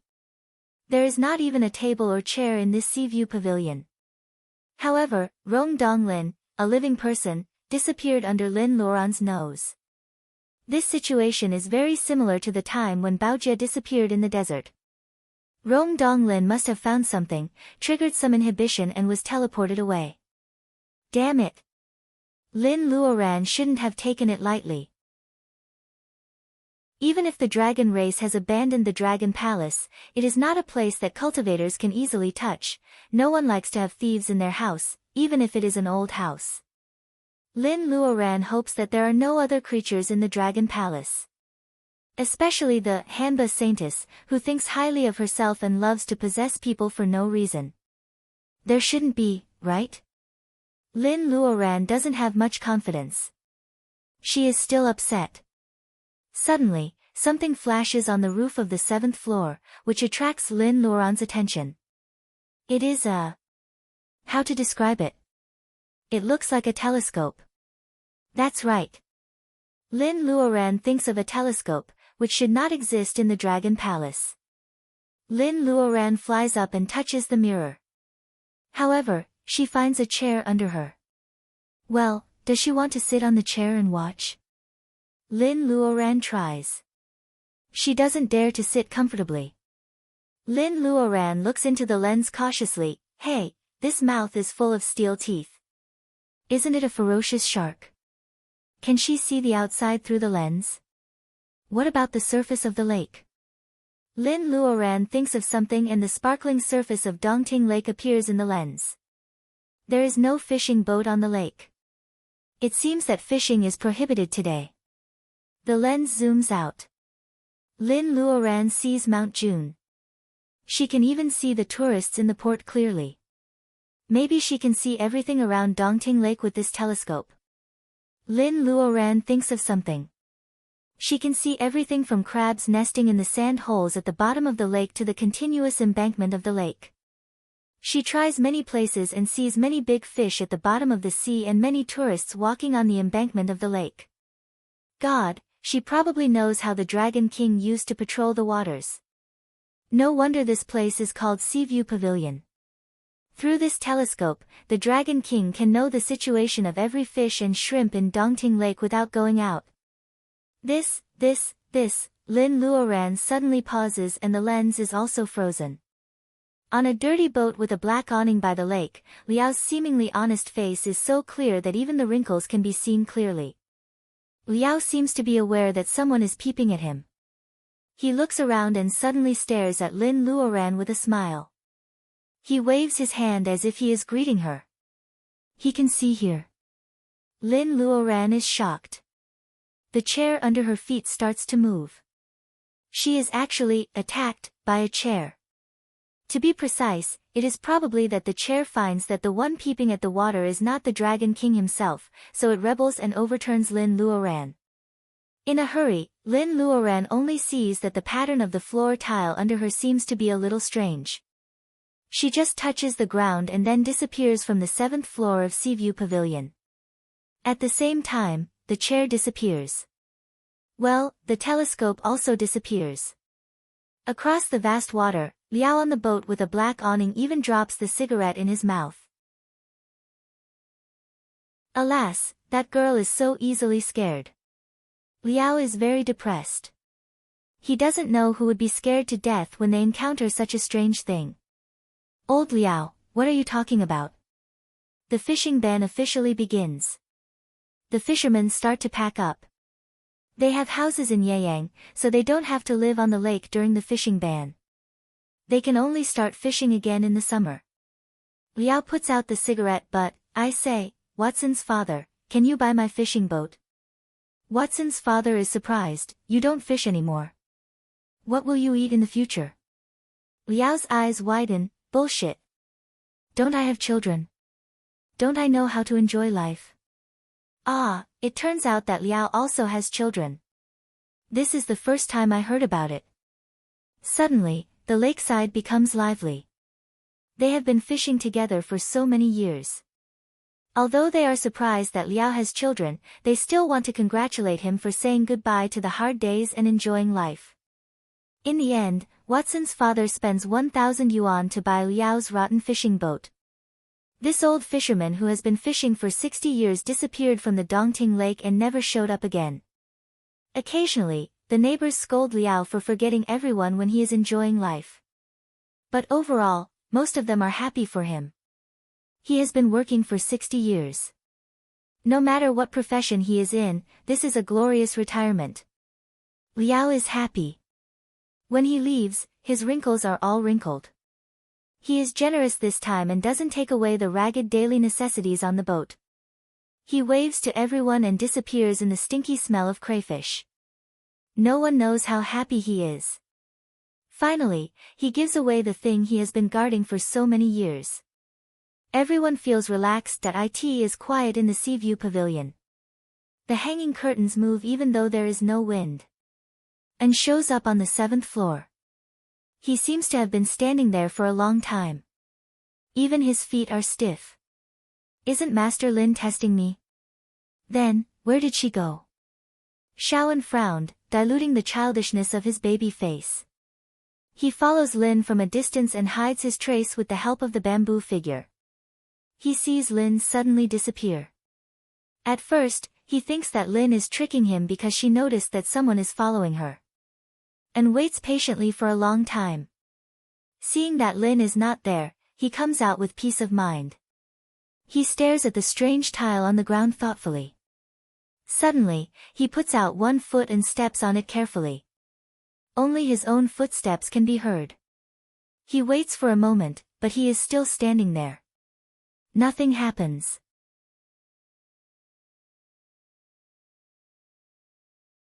Chapter 232. Trap. Sure enough, the bamboo sheet is the biggest trap. Even Liao is a trap. Lin Luoran feels something is wrong when she is falling. She is falling into an abyss. Unfortunately, she can't use Wakan inside her body. Rookie Lin hated these scheming seniors to the core. They either confined his divine sense or his spiritual power. Did they dare to come up with something new? She remembers that when she was in the secret land, White Fairy helped her and taught her how to ride a sword. That's how she escaped from the abyss. But now, she can't even use a trace of Wakan. Lin Luoran has never been one to resign herself to fate. Fortunately, her clear eyes are still there, and the darkness doesn't affect her vision. She stares at the wind and opens her eyes. She finds many vines not far away from her feet. Yes, she depends on this thing to save her life. Vines as thick as a baby's arm should be able to bear the impact of her fall, right? Anyway, she has to try. Lin Luoran adjusts the direction of her fall in the air. The vines are like weaving a big net. Lin Luoran is sure that she can fall on it. Soon, she falls in the direction of the vines. Lin Luoran feels pain in her waist. A vine has strangled her waist. The huge impact is like someone hitting her waist with a big stick. Her back is burning. Ordinary people feel pain at this time, but they have to relax for a moment. However, Lin Luoran knows that she can't relax. It's like hitting a ball hard. If it is blocked by the ground, it will bounce up. After being strangled, Lin Luoran is thrown out. She bounces up. She stretches out her arms and quickly wraps them around two thin vines. Her hands are like fried dough twist. Soon, gravity pulls her down. Fortunately, her hands are tangled with the vines. There is no better position to hold them. Lin Luoran finally hangs in the air as she wishes. The price is that Lin Luoran can feel the pain and numbness in her arms through her sleeves. It doesn't feel like her arms. However, at least he managed to keep his life. After flying on the vines for a long time, Lin Luoran finally gets her breath back. Even without the Wakan, the quality of this body is still better than that of ordinary people. Her coordination is very good. She carefully grabs the vines while freeing her other hand. Lin Luoran swings her hand and pulls the vine to another vine which is as thick as an arm. She shakes and sits down. Holding on to her life, she first started to check on her current situation. The sacred pearl space is the most important thing. God takes pity on it. When Lin Luoran finds that her spiritual mind can still go in, she is so happy. She carries a manor with her. Cultivators in the building foundation realm also need to eat. Before looking for a way out, she finds that she is not in danger of running out of food and water. Besides, there is not only food in her space, but also weapons. Even if the bright sword is just a mortal weapon without Reiki, it is still much better than Lin Luoran. Well, she remembers that there are also scorpion venom sacs and snake venoms. She can throw them at Lin when she is unprepared. Lin feels relieved that she has something to protect herself with. The situation is good and Lin feels comfortable. However, she hears moaning under her. Seems a little familiar. Brother Rome, is that you? Since this place is an abyss, it is bottomless. Lin Luoran's voice echoes on the stone wall like ripples. Is it you? Is it you? Is it you? Lin Luoran's ears are buzzing. Sister Lin. It is Rong. His voice is not loud, but it is full of energy. Thanks to the echo on the stone wall, Rong calls Sister Lin several times. It is impossible for Lin not to hear it clearly. He couldn't have been injured, right? It makes sense. Lin Luoran is so strong that she still feels dizzy after falling down, let alone Rong, who only knows how to read books. Sister. Why are you down here? Rong is weak. It seems that he is trying to bear the pain. Lin Luoran is baptized by the echoes again. She really wants to cover her ears and roll her eyes. How did I get down here? I am not looking for you. However, thanks to Rong's nagging, Lin Luoran thinks that they are not far away from each other. She looks at the long vine hanging in her hand. Lin Luoran shakes the vine and asks, "Can I get this to your place?" Rong nods. Then he says, however, it is so dark that Lin Luoran can't see his nod. Hearing his words, Lin Luoran pulls up the vines. After a long time, she finally stops when the vines are hundreds of meters long. Lin Luoran wonders what kind of place this is. Why are the vines so outstanding? Well, is this the right word to use? Lin Luoran jumps down with the vine. This time, Lin Luoran is not falling. Her body is very light. The wind is blowing in her ears. Lin Luoran feels that she is bungee jumping. In fact, Lin Luoran sees Rong with her extraordinary eyesight when the vine is only halfway down. How to put it? Lin Luoran is jealous when she sees Rong. Rong is lying on the top of the abyss. Under him, there is a crisscrossing net of vines, which is even better than a hammock. Xiao Lin's face was full of tears. If she had known this earlier, she wouldn't have thrown herself so hard that her waist was bruised and her arms were wrapped like fried vines. If she had fallen down, wouldn't this net of vines, which was like a hammock hanging in the air above the cliff, catch her? Before Lin Luoran can finish the vine in her hand, she has already landed on the net. She is only a few steps away from Rong.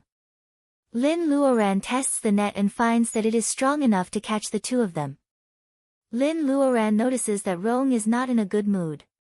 What's wrong?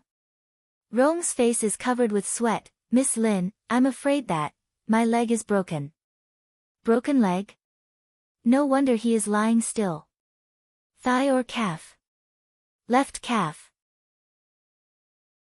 Rong says reluctantly. He feels that he is dragging Lin Luoran down. Lin Luoran smiles, it's just a calf fracture. It's not a big deal. Don't worry. Let me have a look. A fracture is not good news. However, compared with a thigh fracture, a person with a calf fracture can move freely, which is good news for them. After all, Lin Luoran's Reiki is limited and she can't use the healing spell.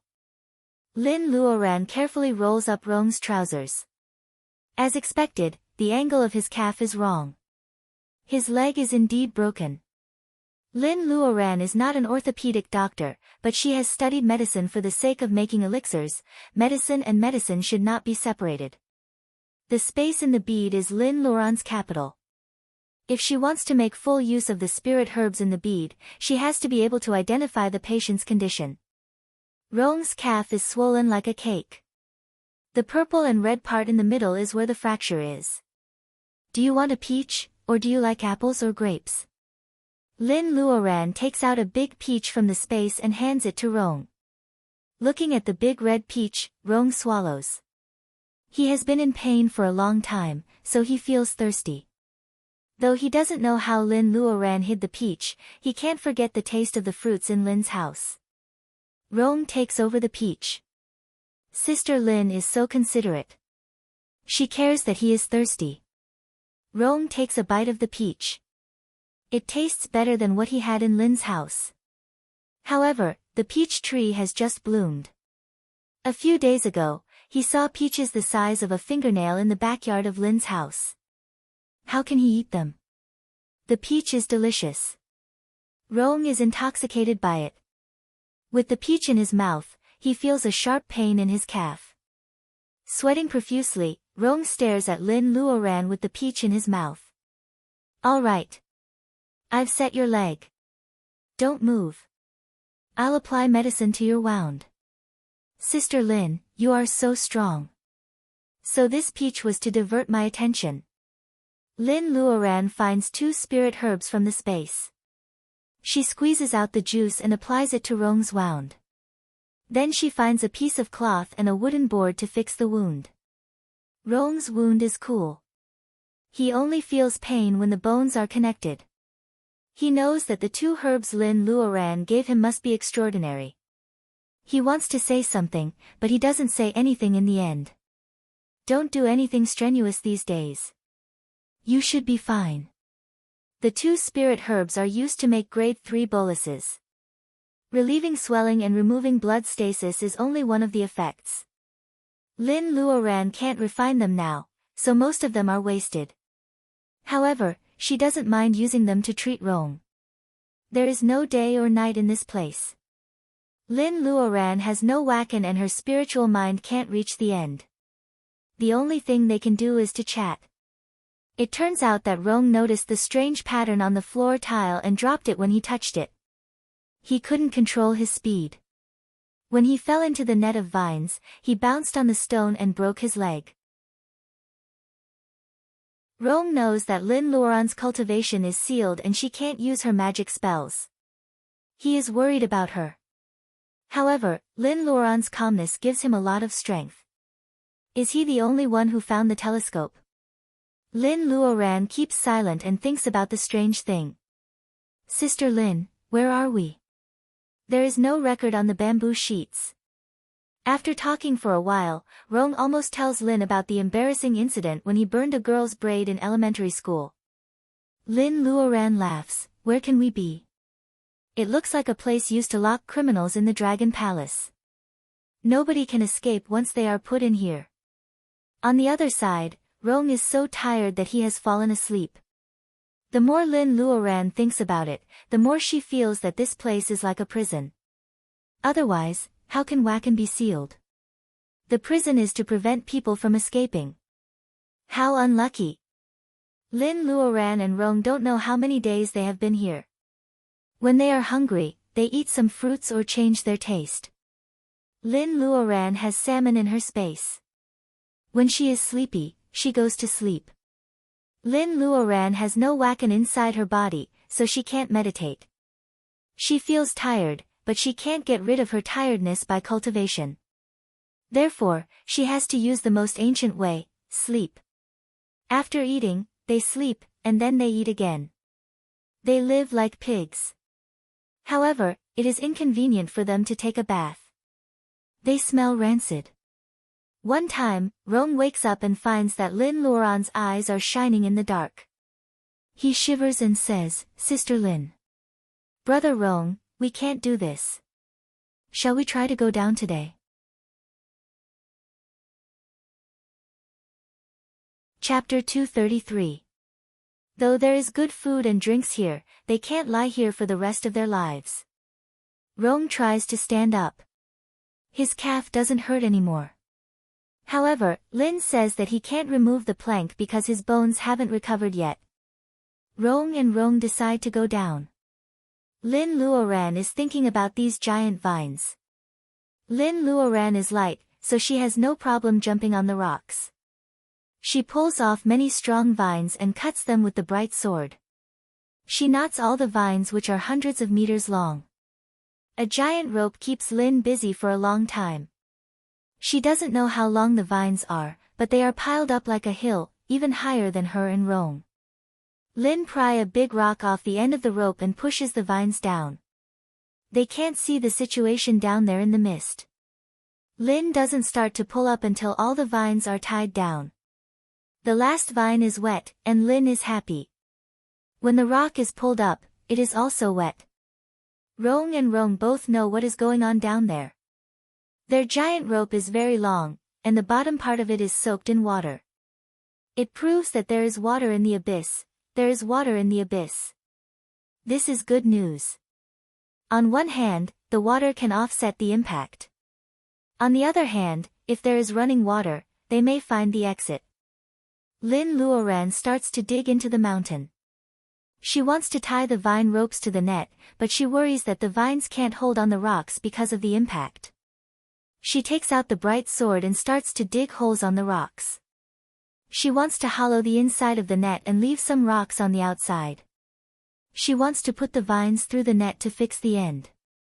The rocks she leaves outside are very thick. It is not easy to hollow the two ends of the net. Fortunately, the bright sword is sharp. Lin has been through bone marrow cleansing and tendons cleansing, so she is very strong. However, she is dirty because of the debris. Rong has known Lin for the first time. Even in a crowded and noisy train, Lin could be at ease as if she was enjoying tea at home. Rong has never seen her so embarrassed. Well, it seems that cultivators don't agree either. Rong sighs and continues to pull the vines. Lin gives him the task of checking if the vines are tied firmly. They work for a long time.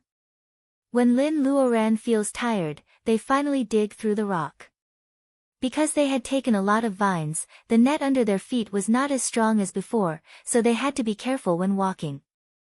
Lin Luoran decides to have a good meal since she has to have enough physical strength before taking action. This time, she didn't just take out fruits, she also took out a small jar of spiritual wine. The wine is made by Lin herself. The wine is mild. Rong feels warm after drinking 2 cups. Lin drinks a cup of the best monkey wine made by the old monkey. She feels the magnificent reiki rushing through her meridians. Unfortunately, her pubic region is still closed and she can't use any reiki. The monkey wine only makes her feel better and warm. Most of the reiki is wasted. Well, I'll go down first. I'll pull the vines when I'm free. You can come down later. Lin Luoran pats her clothes and says. Rong has no other choice. His foot is not healed yet.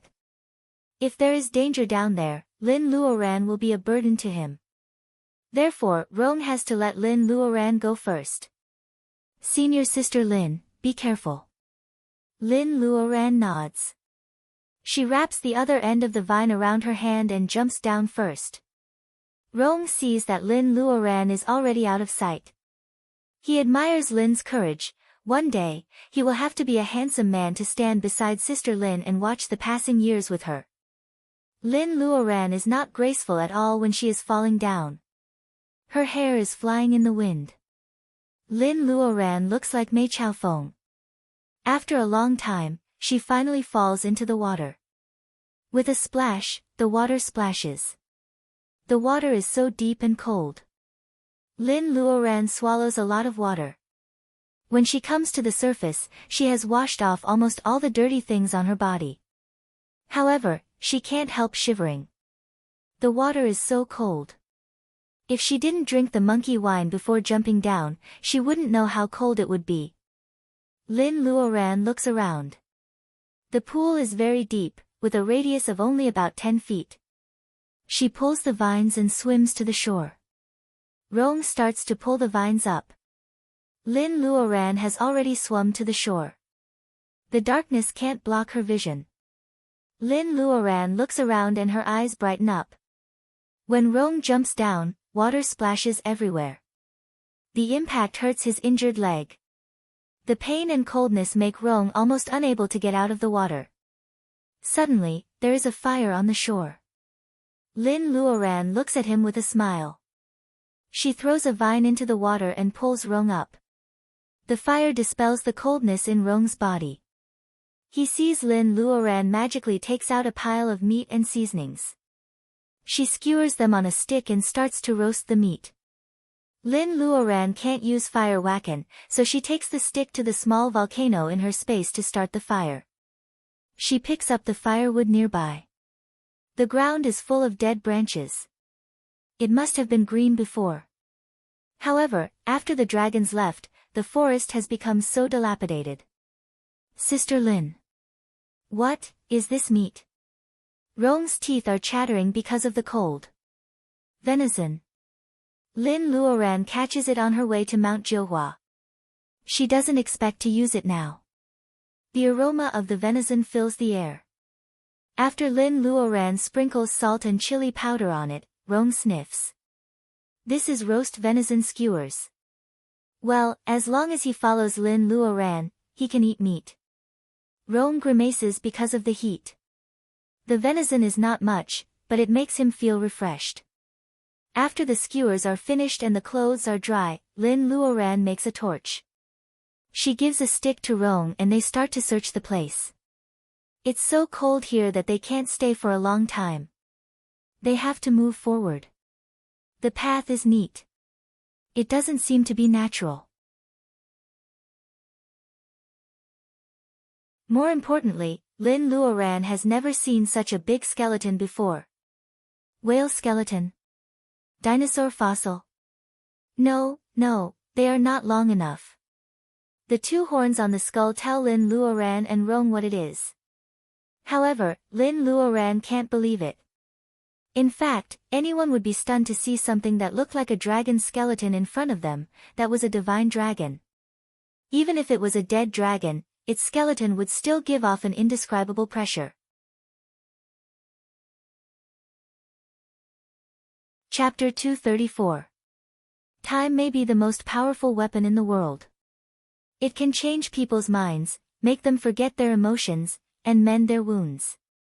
Compared with the vicissitudes of life, it is possible that the dragon was killed by time. Sister, are you saying that it was starved to death?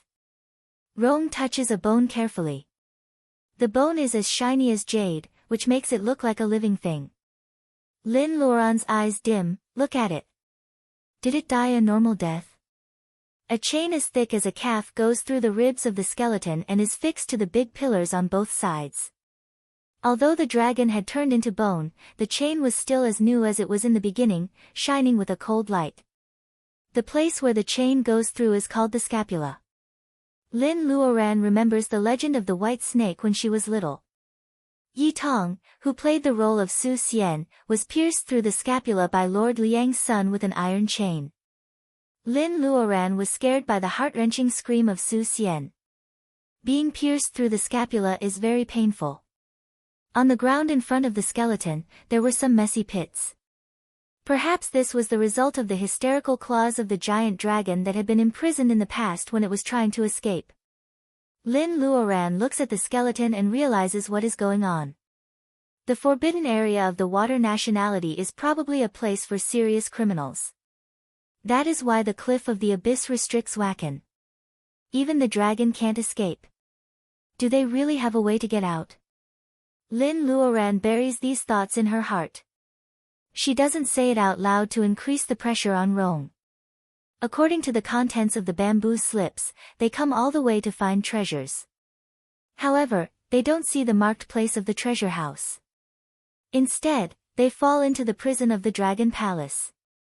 Is it possible that someone deliberately leaked the information in the Dongting Dragon Palace and deliberately led the treasure hunters to come here? Lin Luoran feels that her guess is reasonable. However, the migration of the dragon nationality doesn't mean that there are no human cultivators here. By chance, they might be the first human cultivators to come here after the departure of the dragon nationality. What crime did the colossal dragon commit for the dragon clan to treat it like this? What is the plan of the person who led them here? Lin Luoran feels that she is trapped in a conspiracy and has a splitting headache. Forget it, no matter who was behind this, they probably didn't expect that by the time someone arrived here, the giant dragon of the past had already turned into a pile of bones. Since it was dead, there was no way for it to jump around anymore. Lin Luoran is afraid of being possessed, so she has been on guard. She checks the skeleton carefully and doesn't miss any detail. She doesn't find any remnant soul, but there is a wave of energy in the belly of the skeleton. Lin Luoran asks Rong to step back and she climbs under the skeleton. A round colorful bead is lying in a black paste. Lin Luoran picks it up. Her Wakan is now sealed. As soon as the iridescent bead is in her hand, she can feel the majestic and pure power in the bead without checking it. Looking at the cool air emitting from her palm, it doesn't seem to be one of the Wakan of the 5 elements. Is it a power of a higher level than Wakan? Dragon Ball. This is a Dragon Ball. Only the Dragon Ball that contains the power of the dragon can explain the state of the earthly bead. For a moment, Lin feels that her hands are shaking. Lin Luoran doesn't dare to test it with her spiritual mind. She is afraid that something bad will happen, so she throws the bead that seems to be a Dragon Ball into the space. As soon as the iridescent bead is in the space, the fire phoenix jumps out again while Lin is studying the skeleton. It flies around the bead, identifies the authenticity of the iridescent bead, and argues with the silver fish. Lin Luoran comes in with a bone in her hand and sees that the fire phoenix is about to peck at the iridescent bead. Lin Luoran's eyes turn red because of anger. She is so confused that she doesn't care about her image anymore. Lin rushes at the phoenix. The silver fish is startled and jumps into the air. The fire phoenix flaps its wings and flies up. It finally swallows the iridescent bead. Lin Luoran holds the phoenix's upper body and is carried into the air by the fire phoenix. The sky in the space is not high. Lin Luoran holds the feet of the fire phoenix tightly. From time to time, the phoenix flies over the branches of the apple tree or the thorns of the chestnut tree. The fire phoenix is furious, but Lin Luoran doesn't let go. The fire phoenix is so angry that it yells, "Stingy! This dragon tribe is useless to you human cultivators. You don't accept the precious dragon marrow, so why are you hugging me?" Her voice was crisp and clear, as if she had bitten into a fragrant cashew that had just come out of the pot. As it is talking, it lands under the apple tree, waiting for a chance to escape into the cabin. Lin Luoran is stunned. Did the fire phoenix speak? What is the dragon marrow? The marrow of a giant dragon? I don't care. You ate my strange fire and stole my iridescent bead. You don't look like a king at all. Spit it out. Spit it out. Lin Luoran decides to throw caution to the wind. She shakes the neck of the fire phoenix hard, as if she will not stop until it spits out the iridescent bead. The fire phoenix is dizzy.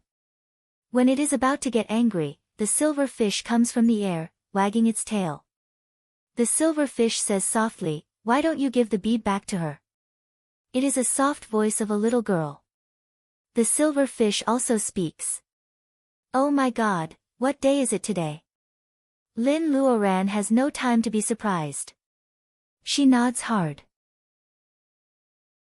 Seeing the arrogant fire phoenix grabbing the iridescent bead, she knows how precious the iridescent bead is. Lin Luoran can't just give it away. You are so hateful. You owe me for saving your life. What's wrong with giving me a iridescent bead? Seeing that the silver fish is also on Lin Luoran's side, the fire phoenix has to be patient and tries to reason with Lin Luoran. Saving my life? Is it referring to the time when the woman in white was possessed in the secret land?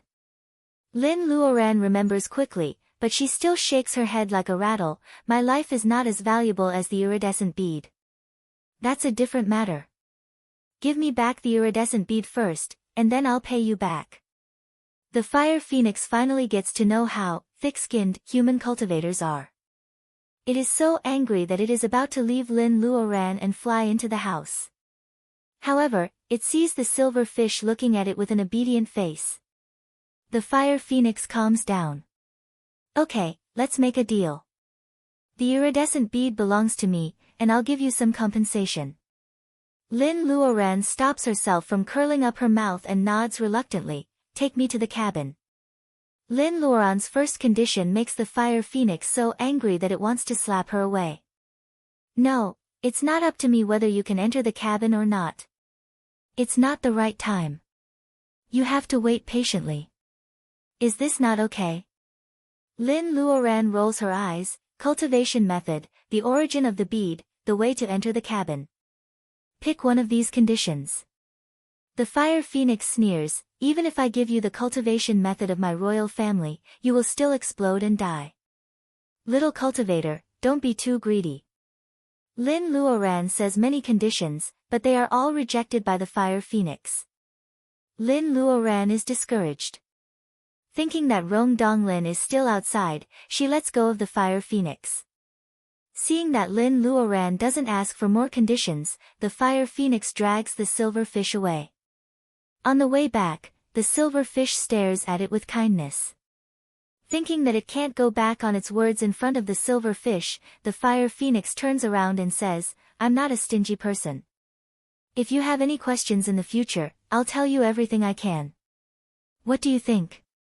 What else can she do? This is the most important help for Lin Luoran now. She smiles happily. Soul wood, I'm looking for soul wood. Such a small thing. The fire phoenix rolls its eyes and replies lazily, I see.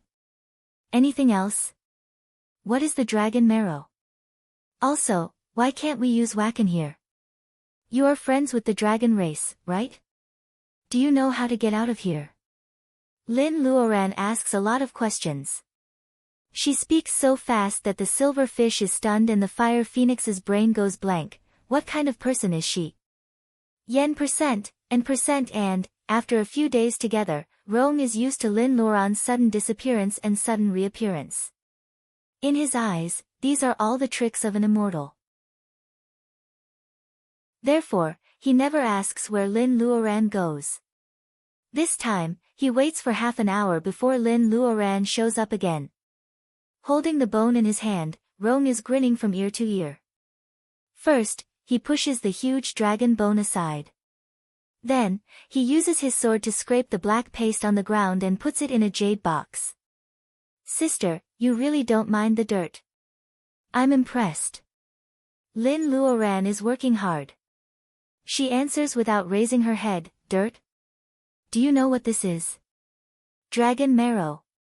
This is probably the last dragon marrow on the earth. Why should I mind it?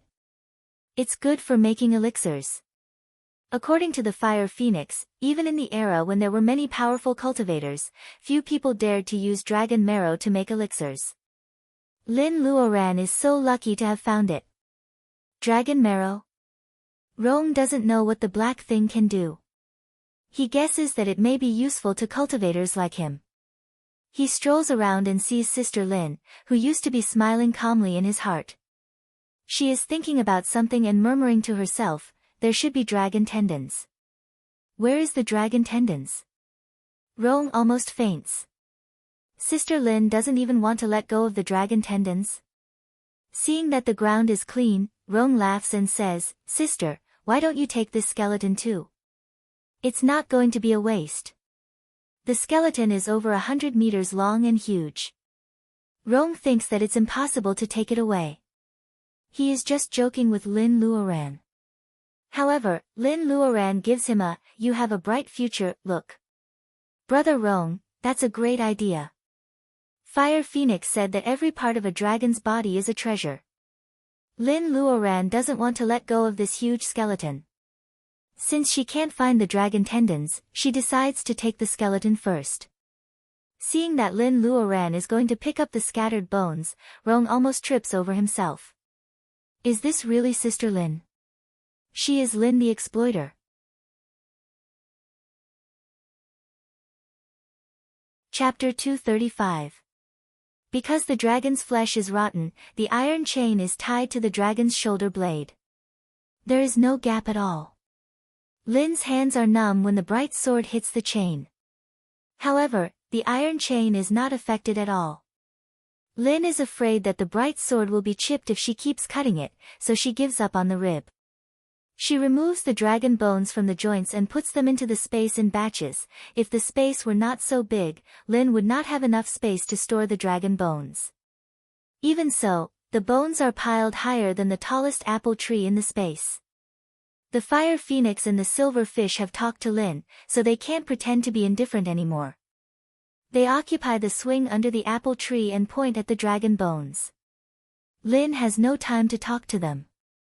She turns around and leaves the space. There is still a rib on the iron ring, but the fire phoenix wants a complete set of dragon bones.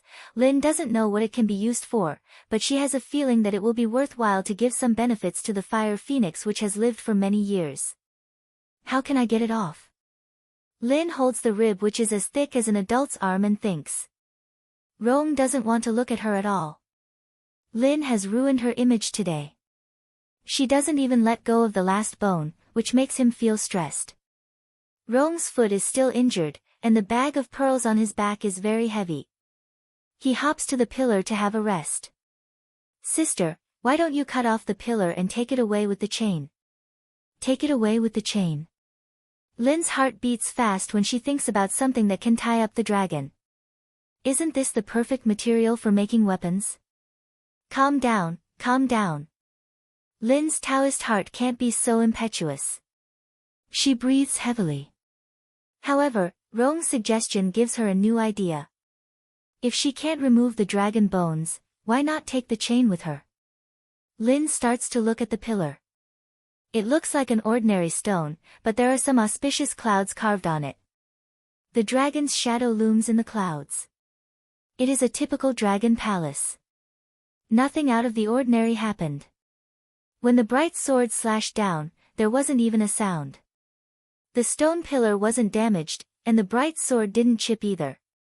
It was as if this powerful strike had landed on cotton. No matter what plan he had, it was all for naught. What about digging down? A dragon's claws could dig holes in the ground, so it should be easier than a pillar, right? Lin Luoran starts to dig under Rong's watchful eyes. Soon, she realizes that she has underestimated the dragon. As a dragon whose power is sealed and imprisoned in the dungeon, it can obviously do more than Lin Luoran, a cultivator in the level of laying foundation. The dragon's claws can dig deep holes. If it were Lin Luoran, she would only get sweating after working for half a day. She is about to go back to the space to ask Fire Phoenix for advice when her spiritual mind senses the existence of other people. Lin Luoran's spiritual mind detects that someone has fallen into the water at the place where she was just now. The latter had also discovered this path and was quickly running towards them. The middle period of training Qi has passed, and the later period of training Qi is not enough. And has also come down. Lin Luoran has just put away her sword when and is running halfway. 3 more people fall into the pool. Needless to say, this time it must be Xian Yuanping and the other 2. Lin Luoran looks at the chain under her feet and wants to cry. These people just don't want to give her more time. They are all rushing to come to the prison. Perhaps with the help of the magic figure, and comes quickly. Soon, he appears in the brightly lit prison. His clothes and pants are dripping with water all the way. He is shivering because of the cold spring. Seeing the light, he looks around in surprise. Soon, he finds Lin Luoran and Lin Luoran. His face is full of joy. Master Lin, you are here. That's great. Anne's teeth are chattering. He looks harmless, but Lin Luoran is not as happy as him.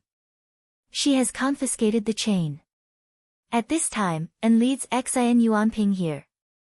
Lin Luoran has nothing to be happy about. What's wrong with you? Lin Luoran asks even though she knows the answer. And must have been cornered by Xian Yuanping and fell into the abyss. They may have found something valuable outside and they both want to fight for it. And puts a paper figure on his body. Smoke starts to come out from the soles of his feet. The water vapor on his body evaporates quickly and his clothes are soon dried. This is the first time that Lin Luoran really envies Qingqing Taoist Temple. Although the figure is flawed in fighting, it is an inherent reserve of attack. In this place where everyone's power is confined, the figure is really advantageous. And finally stops chattering. Master Lin, it's so strange here. I can't use the Reiki in my body. Oh no, the witch is here. Lin Luoran smiles. So what if Xian Yuanping is here? Lin Luoran doesn't believe that this place only restricts cultivators. Is it a paradise for evil cultivators? Lin Luoran is about to talk to An. The latter looks frightened. Master Lin, the witch is prepared. I'm afraid she won't let us go. Let's hide for a while. Ha, little Taoist, the dragon palace is not big. Where can you hide? Xian Yuanping finally shows up at the entrance of the cave, followed by Ellie and Li Anping, who are all wet and lifeless. Unlike An, only the hem of Xian's dress is a little wet. It seems that Ellie and Li Anping are the scapegoats. This woman doesn't look embarrassed in the cold pond. Xian Yuanping takes a look at Lin Luoran and then her eyes fall on the chain on the ground. The rib bone that Lin Luoran can't get is stuck on the chain. Xian's eyelids twitch. You took the dragon bone. Not only the dragon bone, but also the dragon marrow, the dragon ball. Thinking that all these things are in Lin Luoran's hands, Xian can't keep her smile. She looks terrible. And has suffered a lot in Xian's hands. He looks at her warily and steps back to Lin Luoran. Give me the dragon bone. Didn't we agree at the beginning that you only want the soul wood and I can choose the rest? Xian strokes her hair behind her ear. Her expression changes so fast that it is like the change of face in Sichuan opera. As soon as Xian shows up, Lin Luoran notices that the dragon bone is gone. Her expression changes immediately. Even the dragon marrow on the ground has been scraped clean. Judging from the bone on the chain, Lin Luoran knows that there should be a set of dragon bones here. Xian's knowledge of the dragon palace makes Lin Luoran feel a little uneasy. Did Xian Yuanping know that there used to be a dragon imprisoned here? Did she come here for the dragon bones? What about An? Is he also here for this place? Lin Luoran stands still. Suddenly, she feels that it is a very unwise choice to let An stand behind her. Watch out! Rong shouts. Lin Luoran feels a chill down her spine. She quickly steps aside, but her left foot is already in a strange condition. Lin Luoran leans on Rong's side. She glances at the figure on her left foot and finds that it is glowing. Lin Luoran's left foot is so stiff that she can't move. Master Lin, this is the petrification figure. As long as you don't move, it will do no harm to your body. An retracts his hand and explains anxiously. It seems that he is forced to do this. The embarrassment on his face can't suppress the coldness in Lin Luoran's heart. Haha, what a petrification figure. Even though Lin Luoran doesn't know An very well, she feels that she has been stabbed in the back and betrayed. 3 or 4 years ago, the superior of Qingqing Taoist Temple was entrusted by Master Mu and Master Gua to protect the Lin family. Young Taoist and was very nice to Luodong and often discussed cooking with Mrs. Lin. Lin Luoran still remembers that when this young Taoist came to deliver a book to her, he looked childish and shy and asked her if she was Sister Lin. Time flies. Now An calls her Master Lin with more and more respect. However, he throws a petrification figure to her without hesitation. People are cunning. Well, Lin Luoran still remembers that 3 years ago, when she saw An being caught by Xian Yuanping, she couldn't bear to join the fight. Huizhu could have defeated Xian Yuanping, but he deliberately let her win. In the end, Lin Luoran was taken to the blood pool in the underground palace and suffered the torture. Good, very good. Lin Luoran has been in trouble twice in the hands of the Qingqing Taoist Temple. I'm not qualified to be your Master Lin. Master An, what did Xian Yuanping promise you? Why did you do this? According to Lin Luoran's character, she won't talk to An anymore after being stabbed in the back. At this time, both she and Rong can't move, so they can only stall for time. Of course, An can sense the disdain in Lin Luoran's words. He is stunned. It seems that somewhere in his heart becomes cold. After struggling for a few seconds, An seems to break out of the cocoon and become a butterfly. The shyness and childishness of young people can no longer be seen on his face. He says lightly, Dragon marrow. If the old Taoist Huizhu saw An like this, he would feel comforted. An is already a qualified successor, the useless kindness is abandoned by An in Lin Luoran's disdain. He moves to stand beside Xian Yuanping. One of them is the descendant of a famous family in the world of cultivation, and the other is a female evil cultivator who captures people to make medicine. Lin Luoran feels all kinds of irony. They know so much about the dragon bone and dragon marrow. If Lin Luoran can't see the weirdness in it, she will have lived in vain all these years. Xian Yuanping smiles happily. Lin Luoran, people say that you are good to people, but so what? When this little Daoist threw the petrification talisman, he didn't hesitate at all. You righteous cultivators are despicable and despicable. You are much more ruthless than us devil cultivators. You might as well abandon the righteous path and join the devil path with me. Join the evil path with you? I don't like the dirty blood pool. Only a fly like you can live there. Lin Luoran says slowly. In fact, her left foot is completely stiff. The feeling of petrification is spreading from her left foot to the rest of her body. Master Lin, I only need a little bit of dragon marrow. As long as you are willing to give it to me, I will remove the figure for you right away. And interrupts. Only a little bit? Lin Luoran curls her lips.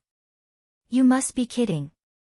Xian Yuanping covers her mouth and laughs. Little Taoist, don't be so naive. Do you think Lin Luoran will let you go after you remove the figure for her?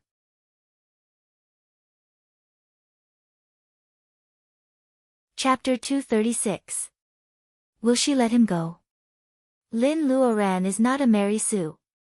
If she could move now, she would definitely kill him with her sword. No matter what the reason is, she can't hide his actions.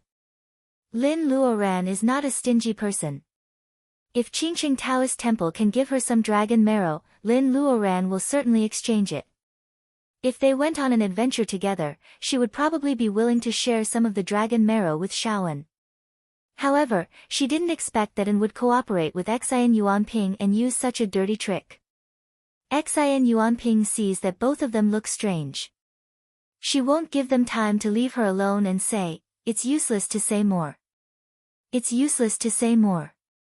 Lin Luoran, do you want the dragon bone and marrow or your life? Master Lin, I really just want some dragon marrow. Their noisy voices ring in Lin Luoran's ears like two annoying flies. Lin Luoran feels stiff all the way to her waist. She is stalling for time, but they are also waiting for the petrification figure to work so that they can get what she has without any effort. Rong Donglin holds his stick and looks at her worriedly. Lin Luoran can see that he is telling her to take off the figure. What a naive kid. If the figure of Qingqing Taoist Temple could be taken off easily, they would have died hundreds of times when they fought against their enemies. Now, she has to take a gamble. Lin Luoran is thinking, but her face is trembling. It seems that she can't control her facial expression because of the spreading of the petrifying figure and the feeling of being stiff and powerless. Oh, we can't move our cultivator of laying foundation. Ellie, go and search her. Don't let go of anything. Xian Yuanping is also afraid that this is a trap. Although Wakan is restricted here, a cultivator of the level of laying foundation must have some tricks up her sleeve. Being searched by her former rival in love, Xian Yuanping guesses that Lin Luoran must be furious. Xian Yuanping glances at An is holding several pieces of figure paper in his hand, ready to deal with Lin Luoran's counterattack. Ellie is soaked, but she can't hide her excitement. Ellie still remembers the slap that Lin Luoran gave her in Rueli. Humiliating Lin Luoran has long been one of the most important goals in Ellie's life. Now she is going to achieve it in front of everyone. How can she not be ecstatic? She walks to Lin Luoran and doesn't miss the fear in Lin Luoran's eyes. AI raises her right hand. Her first action is not to search Lin Luoran. Instead, she slaps Lin Luoran in the face. Senior Sister Lin. Junior Master Lin. It's Rong and An who are talking. Even Li Anping looks a bit nervous. As elegant as Lin Luoran is, it is a great humiliation for her to be searched in public. Except for Xian Yuanping, no one has expected that Ellie would do this. Lin Luoran's cheeks turn red. Anger rises from the bottom of her feet. She knows that Ellie is taking revenge for the slap she gave her in Rueli. Lin Luoran doesn't regret slapping Ellie at all. What she is angry about is that she didn't get rid of Ellie completely. At that time, his heart was still too soft, wasn't it? No, I won't be soft-hearted in the future. Ah, I'm sorry. I failed.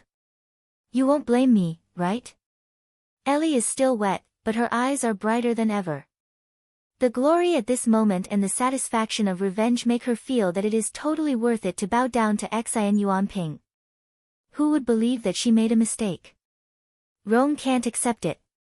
He pushes Ellie a few steps back with the wooden stick in his hand and says, "Don't go too far." Xin Yuanping smiles and gives Lianping a look. Lianping steps forward and pulls Rong away. Lin Luoran feels ashamed and angry, but she can't move. And still has a lot of figure papers. Xin Yuanping brought two ordinary people who used to be involved with Lin Luoran. Lin Luoran has to get rid of them all at once. She can only bear it. Ellie starts to search Lin Luoran proudly. Lin Luoran is wearing casual clothes without pockets. In fact, she doesn't have a storage bag or anything like that. Ellie is obviously teasing Lin Luoran. Lin Luoran's hair is tied up in a ponytail, so she can't hide anything. What? She doesn't have anything with her? Ellie looks at Lin Luoran carefully. Her eyes fall on an inconspicuous bead on Lin Luoran's right hand, which looks familiar to her. What is this? The more Ellie looks at the bead, the more familiar it is. The cuffs of Lin Luoran's clothes are too tight. Ellie tore half of Lin Luoran's sleeves, revealing her white wrist. Lin Luoran doesn't resist at all. Does the little Taoist's petrification figure really control her? Xin Yuanping narrows her eyes when she sees the silver thread piercing the beads. Is it a space magic weapon? In the world of cultivation where only storage bags exist, people say that Lin Luoran has a master in the level of bearing essence if she has a more advanced storage magic weapon. So what? Huizhu is also in the later stage of laying foundation. As long as she gets the dragon bone and the dragon ball, a cultivator in the level of bearing essence will be nothing to be afraid of. Besides, except for the dragon palace, no one knows that she killed Lin Luoran. Ellie, take off her bead. Yes. The silver thread is so thin that Ellie breaks it from the middle with a little effort. No. You can't touch it. Lin Luoran is anxious. She opens her mouth but can't say a word. The petrification figure seems to have spread to her head. The bead is warm and falls on Ellie's palm with Lin Luoran's body temperature. Looking at Lin Luoran's expression, everyone knows that they have found the right thing. Ellie still feels that the bead looks familiar, but the bead has no special features, so she can't remember. She steps forward and hands the bead to Xin Yuanping respectfully. Xin Yuanping still has a lingering fear of the Reiki bomb 3 years ago, so she holds the bead carefully. After making sure that the bead is not dangerous, she looks at it carefully. Xin Yuanping's spiritual mind is like a stone sinking into the sea. There is no reaction at all. Interesting. Xin Yuanping throws the bead up. Young Taoistan, why don't you do it? Do it? Anne's expression changes. We agreed that we would only take the things. Xin Yuanping laughs as if she has heard a funny joke. Only take the things. Do you think she will let you go after she goes out? You can die, but you will make a big enemy of Qingqing Taoist Temple. Little Taoist, the loss outweighs the gain. Shaoan felt like he had been hit in the head with a stick. He finally knew what he had been avoiding all this time. It turns out that betrayal is a road of no return. If you choose to betray someone, it will be a life and death fight. And holds a thunder-summoning figure in his hand. Now Lin Luoran can't move because of the petrification figure. Even if the purple thunder is as thick as a little finger, she will. And feels his heart is pounding. He grew up in Qingqing Taoist Temple and has been with everything in the mountain. He has never killed anyone. Kill her, and everything will be solved. Xin Yuanping's voice is charming, adding a touch of glamour to the cave which never sees the sun all year round. Kill her, kill her. The voice is faint and echoes in Anne's ears. His eyes are a little confused. There is only one voice left in the world: kill her. A paper figure slips down from Anne's sleeve, shining with light. Thunder summoning figure.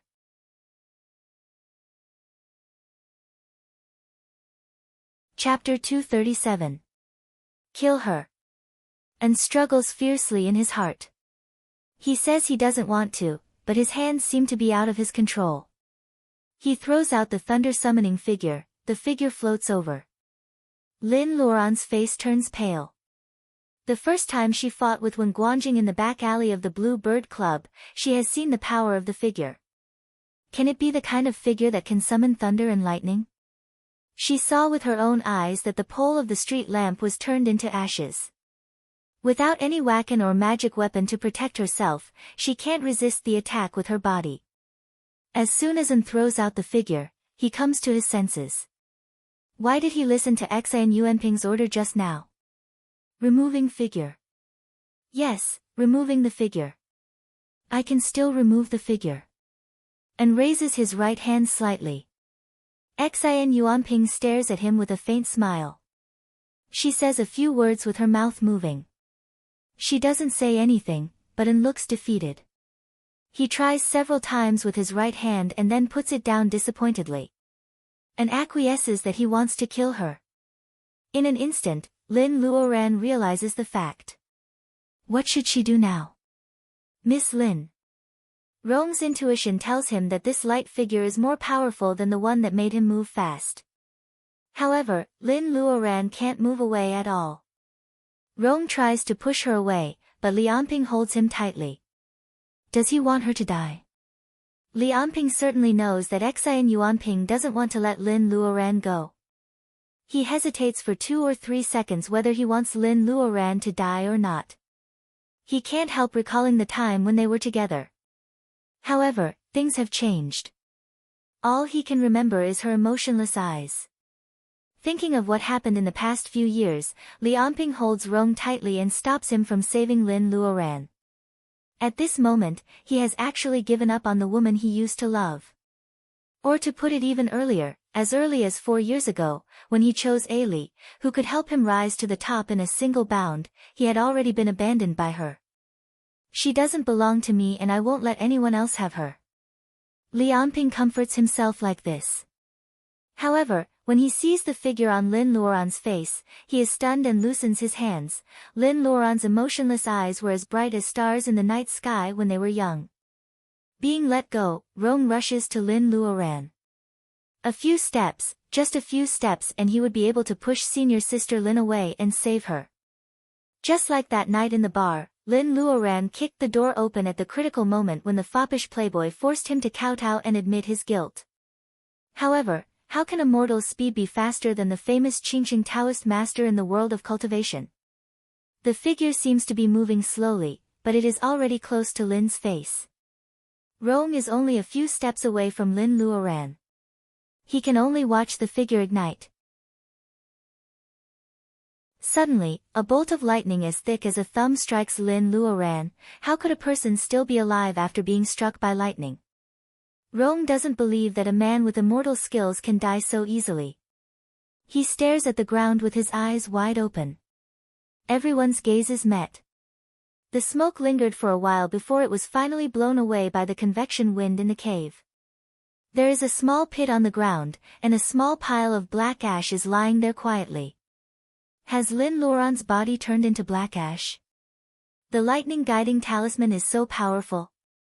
Xian Yuanping knows a lot about the fighting ability of the Qingqing Taoist master. She is suspicious when she sees only a pit on the ground. Anne's lips are wriggling and his face is pale. Hearing Xian's question, he glares at her fiercely. His eyes are bloodshot. If Lin Luoran didn't expose the shocking secret to him, he would never agree to cooperate with her. Master Lin is dead. Anne's head turns pale. He can't believe that Master Lin, the most talented person in the world of cultivation in recent years, was killed by him. He has just passed the middle stage of training Chi, but hasn't reached the late stage yet. Why didn't Master Lin escape? That's right, Junior Master Lin must not be on guard against him at all. And looks at his right hand in disbelief. This is the first time that he has killed someone, and the person he killed is one of his acquaintances. Xin Yuanping is smiling. She gently touches her right hand. This hand has become more and more harmonious with her body, but it is still not her hand. It belonged to an unknown young woman, who would always break out in a cold sweat from the pain on rainy days. The secret spell of diabolism is used to connect other people's limbs. There are always serious sequelae during the running-in period. This is all Lin's fault, Xin Yuanping laughs. Looking at the pile of black ashes, she laughs so hard that she almost cries. She not only avenges her broken hand, but also kills a genius in the world of cultivation. No one understood how much he hated these so-called cultivation geniuses. So what? They will die in her hands one by one. Since the Tao of nature is in chaos, she will be the god of this world. She will make diabolism right and create rules that belong to Xin Yuanping. Lin Luoran is dead. Ellie feels that she has vented her anger for years. Her clothes are wet. Although she looks embarrassed, she is full of glory. So what if she is good at stone gambling? Now she is buried in a cold cave under the abyss. There is no jade here. In the long future, it will be dark and cold. There won't even be a living mouse. She was pretty. Haha, it's ridiculous. In the end, she is just a pile of black ashes. She doesn't even have a whole body. So many people really love her. How glorious you were that day. The young master of Lu supported you. In the pile of raw jade stones, you bid for them. The young master of Lu's looked at you with a smile. He didn't object at all. On the way to stone gambling, a playboy gave you 100 million yuan as a guarantee. You were surrounded by many people, but you still died at the bottom of Dongting Lake. Where are those admirers today? Ellie's joy is sincere. Compared with Xin Yuanping, she even avenges Lin Luoran's slap before she dies. But when she turned to look at Lianping, Ali's joy almost faded by half. Yes, she is the proud lady of Fortune House. She will never admit that the most important reason why she hates Lin Luoran so much is that she envies her. What is she envies? She envies someone who once loved her sincerely. Even though they became enemies, that bastard was willing to be sad for her. She is dead. Lianping's mind is blank. His eyes are a little out of focus. He didn't just notice her in college. Earlier, they were in the same high school, but in different classes. They went up and down floors. She was a girl as elegant as an orchid. Like him, she came from the poorly family village. Her poor life couldn't hide her beauty that was slowly blooming. He used to secretly watch her on the balcony, just because she passed by him occasionally between classes. She was holding a book, holding a lunchbox, wearing a school uniform, and pushing her bicycle through the dappled shadows of the trees. Qin Baojia from the capital took his hand. Her eyes were sharp. She warned him calmly. It seemed that she wanted to say that he was a toad who wanted to eat swan meat. This hazy secret love died tragically. Poverty is the origin that Lianping can't change. Can't poor people covet beautiful things? Lianping seems to be stung. He spends all his extra energy on reading. In July, he took the college entrance examination. Who would have thought that he really went to the university she went to? There is no Qin Baojia in the university. Lianping's heart is moved again. She is attentive, considerate, and has the advantage of coming from the same place. Finally, he can stand by her side. They are like all the lovers in college. They can buy a popsicle and eat it together. They can laugh on the road regardless of other people's eyes. Until that year when his family had an accident, he looked at her expectantly under his mother's aggression. Sure enough, she gave him the opportunity to continue to go to school.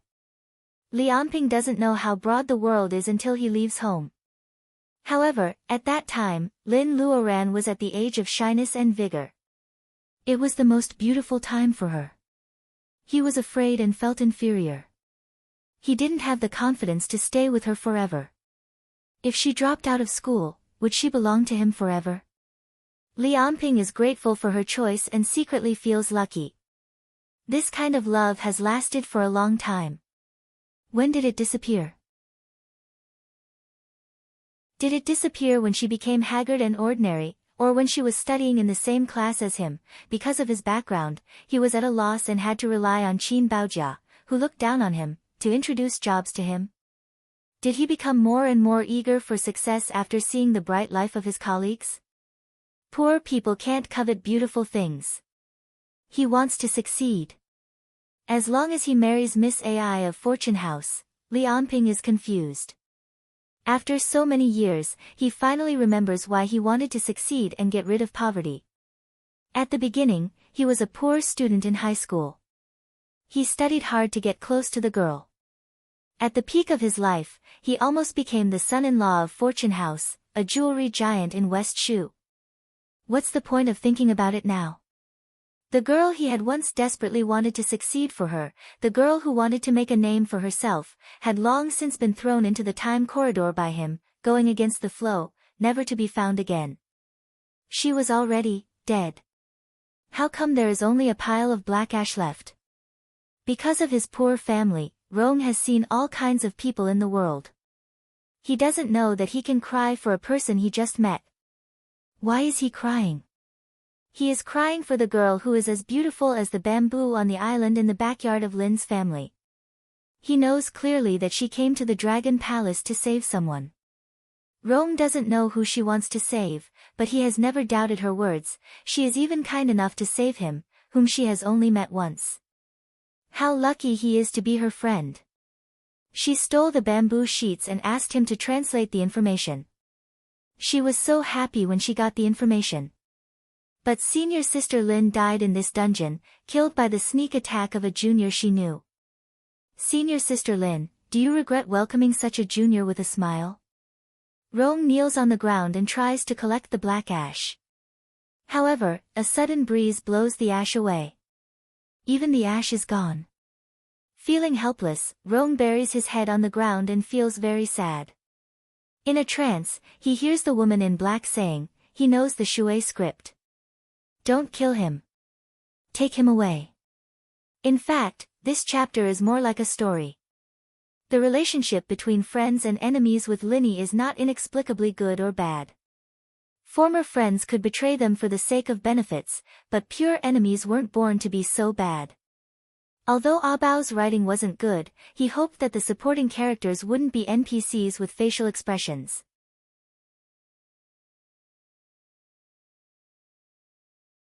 Chapter 238. Although the number of words is small and it's midnight, it's the best update for a long time. Thank you for your support in the book review and comments section. Well, let's keep working hard. It's still the small stamp. The dim light shines on it. When Rong stands still again, he feels dizzy. When he opens his eyes again, he is back on the 7th floor of the Seaview Pavilion. The floor tile with different patterns has become dim. Rong guesses that he may not be able to go down to the dungeon from the original place. Miss Lin is still there all alone. Will she never be able to come out? As soon as they come out, and seems to have run out of patience, give me the dragon marrow. Xin Yuanping puts away the stamp and plays with the bead in her hand. What? You don't want to go with me now? And doesn't admit it or deny it. Judging from his expression, he seems to hate Xin Yuanping. Rong doesn't know why he agreed to cooperate with her. Xin Yuanping holds the bead in her fingertips.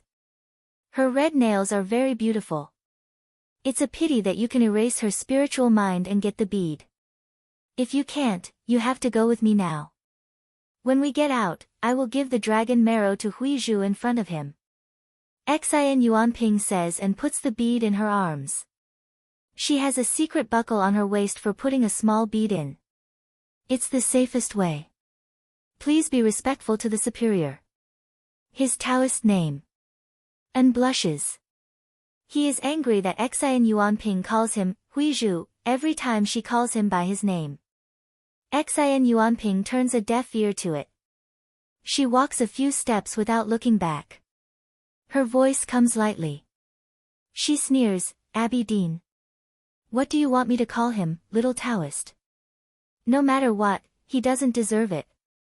I'm not a member of the Qingqing Taoist temple. And is speechless. He doesn't want to talk about it in front of others, so he has to follow Xian Yuanping. Ellie follows her anxiously. To be honest, she is confused when she sees that Xian Yuanping is so familiar with the Dragon Palace. Why does Xian Yuanping take her here? If her blood still had some effect, then what about Lianping, that trash? Is it just for this opportunity to humiliate Lin Luoran? Now that Lin Luoran is dead, are they worthless in the Dragon Palace? Ellie gets rid of these frightening guesses and catches up with Xian Yuanping in 2 steps. Senior, where are we going? The uneasy Miss AI didn't say anything. There was an unconcealable flattery in her tone. To the treasury, of course. Ellie doesn't know if Xian Yuanping has seen through her. Xian's attitude is kind, which makes Ellie feel relieved. Treasury. The treasury that he and senior sister Lin could not find. Rong is woken up by Lin Luoran's words. Yes, Sister Lin has lost her life because of this. He can't avenge those supernatural people, but he can do something for her. He had to find the treasury, find the soul nourishing wood that senior sister Lin was looking for, and bring it out safely. Rong makes up his mind. He is no longer muddle-headed. Now he has a goal and he feels motivated. However, he doesn't think that even if he finds the soul-nourishing wood, he won't be able to survive. Xian Yuanping won't let him escape with such a valuable treasure. Lin Luoran has a master in the level of bearing essence. Therefore, Rong has to die after his ability is exhausted. Xian Yuanping and Rong have completely different thoughts. Rong is still useful to Xian Yuanping. Xian Yuanping looks at Lianping, who has lost his wits. Xian Yuanping thinks, if I had known that Lin Luoran would be so easy to deal with, I wouldn't have brought this good-for-nothing here. Before Xian Yuanping can say anything, they have come to the first floor. Outside the window, they see the flower bed of the Dragon Palace that Lin Luoran has explored before. The right side of the Seaview Pavilion. Isn't it there? Xian Yuanping looks at Rong, it's such a big place. It's a shame that you couldn't find it. Rong clenches his fists unconsciously. Sister Lin did search this strange garden. If she didn't come here to find him, would she have entered the treasury and found the soul-nourishing wood? Would that mean that he wouldn't die? Thinking of this possibility, Rong's back is soaked with sweat. He has a feeling that he may have to bear this burden for the rest of his life. They arrived in front of a strange-looking tree. It was full of sharp thorns and had no leaves or flower buds. It was out of place in this Dragon Palace garden, which was of a large scale and took the high-end route. While Rong is thinking about its abnormality, Xian Yuanping looks at the strange tree and laughs. No one knows why she is laughing. Xian Yuanping suddenly grabs Ellie's white and tender palm and presses it on the strange tree. Thorns longer than an inch pierce into Ellie's palm. Some of the sharp thorns even penetrate through her palm. Ellie is so painful that she almost faints. No one has expected that Xian Yuanping will do this. Not to mention that Xian Yuanping is in great pain. Ellie's scream even wakes up Lianping, who has lost his wits. Seeing Ellie's horrible palm, he feels sorry for her. What a vicious person. Seeing that the blood on the wound has been absorbed, and knows that Xian Yuanping needs Ellie's blood. However, there are so many ways to take blood, but she chooses the cruelest one. She is so stubborn. And looks away. He can't bear to watch it. Among all the people here, Rong is the only one who feels disgusted and relieved at the same time. He believes that this is karma. In the dungeon, this woman hit Miss Lin with her right hand. Now she is being punished like this. God is right. The strange tree is absorbing Ellie's blood. Everyone quickly discovered this fact, because this withered wood-like thing actually turned bright red in a short period of time, looking very evil. Xin Yuanping finally releases Ellie and throws her on the ground rudely. Looking at the change of the strange tree, she feels happy. This time, Xin Yuanping doesn't give Ellie any tonic like she did the first time. Maybe she forgets it or she doesn't think it is necessary anymore. She will just abandon a person who has been used up.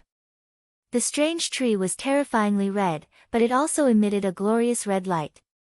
As it shrank and shrank, it formed a projection on the ground, like a door. Rong is a little upset. Even if they found it at that time, they can't open the entrance without Ellie's blood. It suddenly occurs to the nerd that the woman in black has taken Ellie's blood twice. Ellie's blood is closely related to the Dragon Palace. What is going on? However, he doesn't have time to think. Xin Yuanping grabs his collar and steps into the shadow with him. And hesitates for a moment and then steps in. Xin Yuanping turns around and sneers, "Do you want to die with her?" Lianping, who was about to squat down to check Ellie's injury, shivers. Die with her. In his mind, Ellie is not even 1/10 of Lin Luoran. Since he can watch Lin Luoran die in front of him, how can he bear to die with Ellie? Without hesitation, Lianping steps into the shadow quickly without looking back. With a flash of light and shadow, everyone disappears in the garden.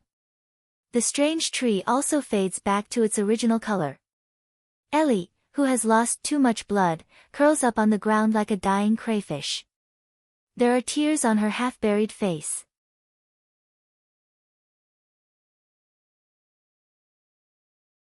Chapter 240.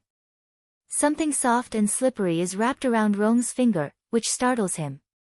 When he takes a closer look, it turns out to be a cat's eye stone ring. The shape is simple, which is suitable for men. Although they are not sure if the ring on Rong's finger is a storage ring, it is obviously not a real cat's eye stone ring. This is enough to make An and Xian angry. Why did they choose two mortals for the treasure that they couldn't even get their hands on even if they had been so careful? Is it because the treasure has a spirit and wants to choose its owner? And has a feeling that things are not so simple? Lianping is in a dilemma with the belt in his hand. Xin Yuanping didn't ask for it, so he didn't give it to her. Seeing this, Rong imitates him. He calmly puts on the cat's eye stone ring and starts to walk around the room. Xin Yuanping and An are not willing to give up. The flying fog is what they want very much. They look around at the flying fog, trying to get what they want. However, there are thousands of fog. How can they find the hairpin and the blue jade porcelain bottle in the constantly changing fog? Rong looks around and sees some bumps on the pillar. He takes a closer look and finds that it is a paragraph of text. He stops and reads it, which attracts Xin Yuanping's attention. What did you find? Xin Yuanping approaches him. Rong hates them very much. If it were something else, he wouldn't want to translate it for them, or he would make a mistake on purpose. However, this paragraph of text reminds him of the scene just now, and he is very happy. The first floor of the Palace of Jiuhua is just for some common things in the eyes of dragons, such as elixirs, magic weapons, and ores. It is a place for young dragons to play. It is similar to the ceremony of capturing Zhou in ancient times. Every young dragon will be brought to the Palace of Jiuhua by the Dragon King when they are 3 years old and have a chance to choose a gift. These precious treasures in the eyes of low-level cultivators were just toys for young dragons years ago. To make it more interesting, the young dragons will be randomly chosen by the gift. If they ask for it by force, the chance will disappear. It's gone, so you won't get anything. Rong is secretly venting his anger. And is just a little disappointed. Xin Yuanping has always been stubborn, otherwise she wouldn't have fallen into the devil. She is the one who is most angry. Go. Go to the second one. Xin Yuanping is so embarrassed that she leaves the first hall. Rong follows Rong leisurely with a stick. He still needs to stay alive to find the soul wood in the 7th temple. Of course, he doesn't want to help Xian Yuanping. Xian Yuanping may think that Rong is more valuable than Lianping now. Whenever there is an adventure, she asks Lianping to go first, and the three of them follow him. Lianping was also a person who had experienced the ups and downs of life. He was no longer the fool he was a few years ago. He quickly calmed down. Lin Luoran is dead and Ellie seems to be dying. However, he wants to live. He wants to live a better life than everyone else. He even wants to learn these magical spells and step on Xian Yuanping and therefore, he has to live carefully. Lianping touches the storage bag on his waist and walks cautiously. They walked to the second palace hall without any difficulty and did not encounter any danger. According to the bamboo slips, the second palace hall was filled with all kinds of strange stones in the world. They were the miracles of nature, spirit stones for cultivation, ores for refining, and so on. However, at this moment, there are only some ordinary stones left in the second palace hall. Rong picks up a stone and looks at it. It looks ordinary. He thinks that the stone is covered with dust and is about to breathe on it to wipe it. However, when he breathes on it, it is covered with water vapor. On the surface of the gray stone, there is a shadow of a moon and the back of a woman in ancient costume flying away on a cloud, Chang'e flying to the moon. This is a wonderful work of the Creator. This stone is not big. Rong plays with it for a while and puts it in his backpack. Xian Yuanping doesn't care about ordinary stones. She also passes the second palace empty-handed. The third palace is filled with swords in the world. They are the lifelong efforts of famous casters in the mortal world and the proud works of the masters of refining weapons in the world of cultivation. It is said that there are immortal swords. However, no one can be sure without seeing them. Of course, that is only the record on the bamboo slips. Anyway, Rong doesn't even see a sword hilt. However, there are many empty shelves, which proves that these famous swords and magic weapons really exist. The fourth palace. The fifth palace. The sixth palace. They pass each palace without any danger. However, they also get nothing. Because of some false alarms and the fact that they don't want to miss any clues, it takes them a whole day to explore the first 6 palaces. When they come to the 7th palace, Rong is nervous, while Xian Yuanping looks terrible. The disappearance of the dragon race is not an escape, but a planned migration. Only the first palace has some children's toys. The other palaces are all empty. They get nothing. The more it is like this, the more conspicuous the things Lianping and Rong get in the first palace are. Lianping has tried his best to hide his existence, but Xian Yuanping still glances at him from time to time, which makes him scared. The 7th palace is different from the previous ones. The door is closed. It is not open. Rong knows that Xian Yuanping has a magical small seal, which is like the master key to the Dragon Palace.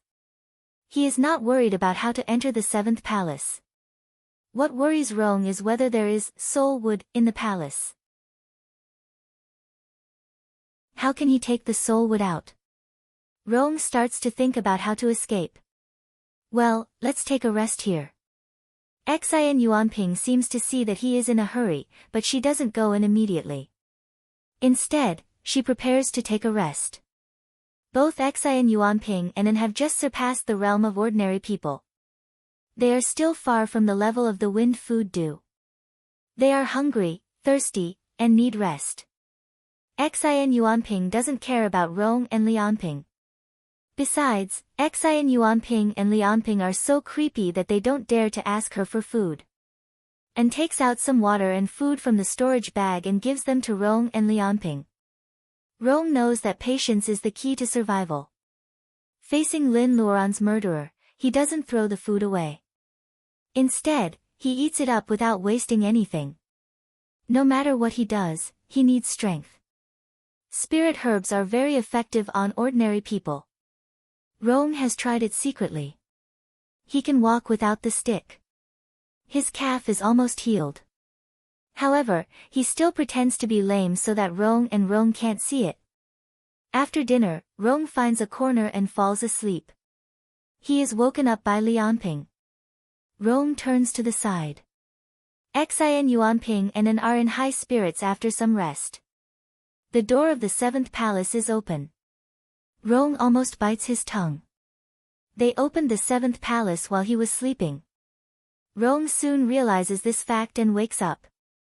In this case, she wakes him up at this moment. It seems that Xin Yuanping keeps him alive for this moment. She needs him to translate some words. Rong gets up and looks into the palace. He has foreseen many things, but he has never seen this. Xin Yuanping and An can't believe what they are seeing. Yes, the 7th palace is protected by the prohibition. After pushing open the heavy door, they see a room full of treasures. The 7th floor is like the exhibition hall of a museum. Booths of different sizes fill the entire hall. Every treasure had a small platform that belonged to them. On the platform, they emitted light of various sizes, competing to display their value. Such a scene is a great test of people's Taoist heart. Cultivators and mortals are all greedy. The treasures on the booths are tempting people to fight for them. A stone tablet stood quietly at the entrance. Previously, this place had been empty. It seemed like this was something that only appeared when the 7th layer was opened. Seeing the Shui script on it, Rong knows his task immediately. He forces himself to stop thinking about the soul wood and focus on translating the words on the stone tablet. But after reading a few lines, he broke out in a cold sweat. What did it say? This mortal is very patient. Xin Yuanping is also curious about what the stone tablet has said to make him look like this.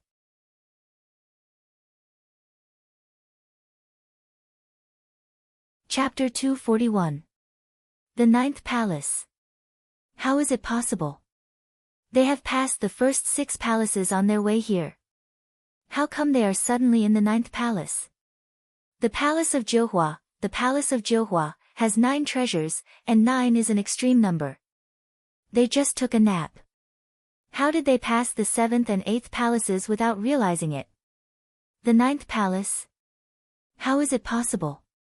Xin Yuanping, who has always been fearless, is now uneasy. Obviously, An is not as familiar with the Dragon Palace as Xin and Rong. Seeing their expressions change, he asks, the Palace of Nothingness? What's wrong with that? Since we are already in the 9th palace, let's enter it. Xin Yuanping feels shameless and doesn't even want to talk to him. Rong's face is solemn. The palace is called the Palace of Nothingness. The most valuable treasure of the Dragon Palace is placed here. To protect this treasure, many fake treasures are placed here. Every living person who enters the Palace of Nothingness can choose a treasure just like in the first level. The difficult part is that you don't know if what you're choosing is an ordinary grain of sand, the carcass of some creature, or a real treasure. Lianping has been quietly weakening his existence. Hearing this, he can't help but say, isn't it just like the first palace? Luck? As he spoke, he couldn't help but touch the beautiful jade belt on his waist. This time, he had been very lucky in the Dragon Palace. The 2 women who dumped him died one after another, and he even got an item used by immortals. Lianping sat down and planned. He thinks he is right. However, Xin Yuanping says coldly, shut up and let him finish. Rong points at the steel and says, however, most of the shining treasures are traps to protect the treasures. What we choose may tear us apart in the next moment. Or we may be imprisoned in this hall forever and become the guardians of the treasures like these so-called treasures. Of course, the premise is that mortals like you and me still have souls after we die. Treasures are tempting, but you have to be alive to enjoy them. And has been in the Dragon Palace for a long time. What he wants most is the dragon marrow that Huizhu told him, and the Vmuqian bolus he saw in the first palace. He doesn't want to fight for the valuable treasure at all.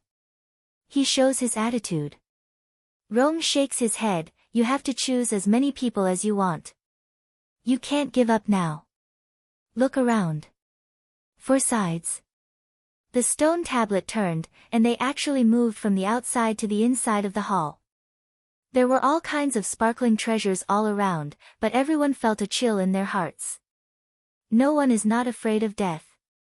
Even Xian Yuanping, who has fallen into the devil's path, turns into a devil in the blood pool because she is eager to survive. But at this moment, they had already lost the initiative to choose. After entering the Temple of Nothingness, they had to make a choice. The door of the temple was already slowly closing. Whether they would be trapped in a prison or return with treasures, it all depended on their luck. Each of the high and low display stands had its own unique treasure. What was their true form?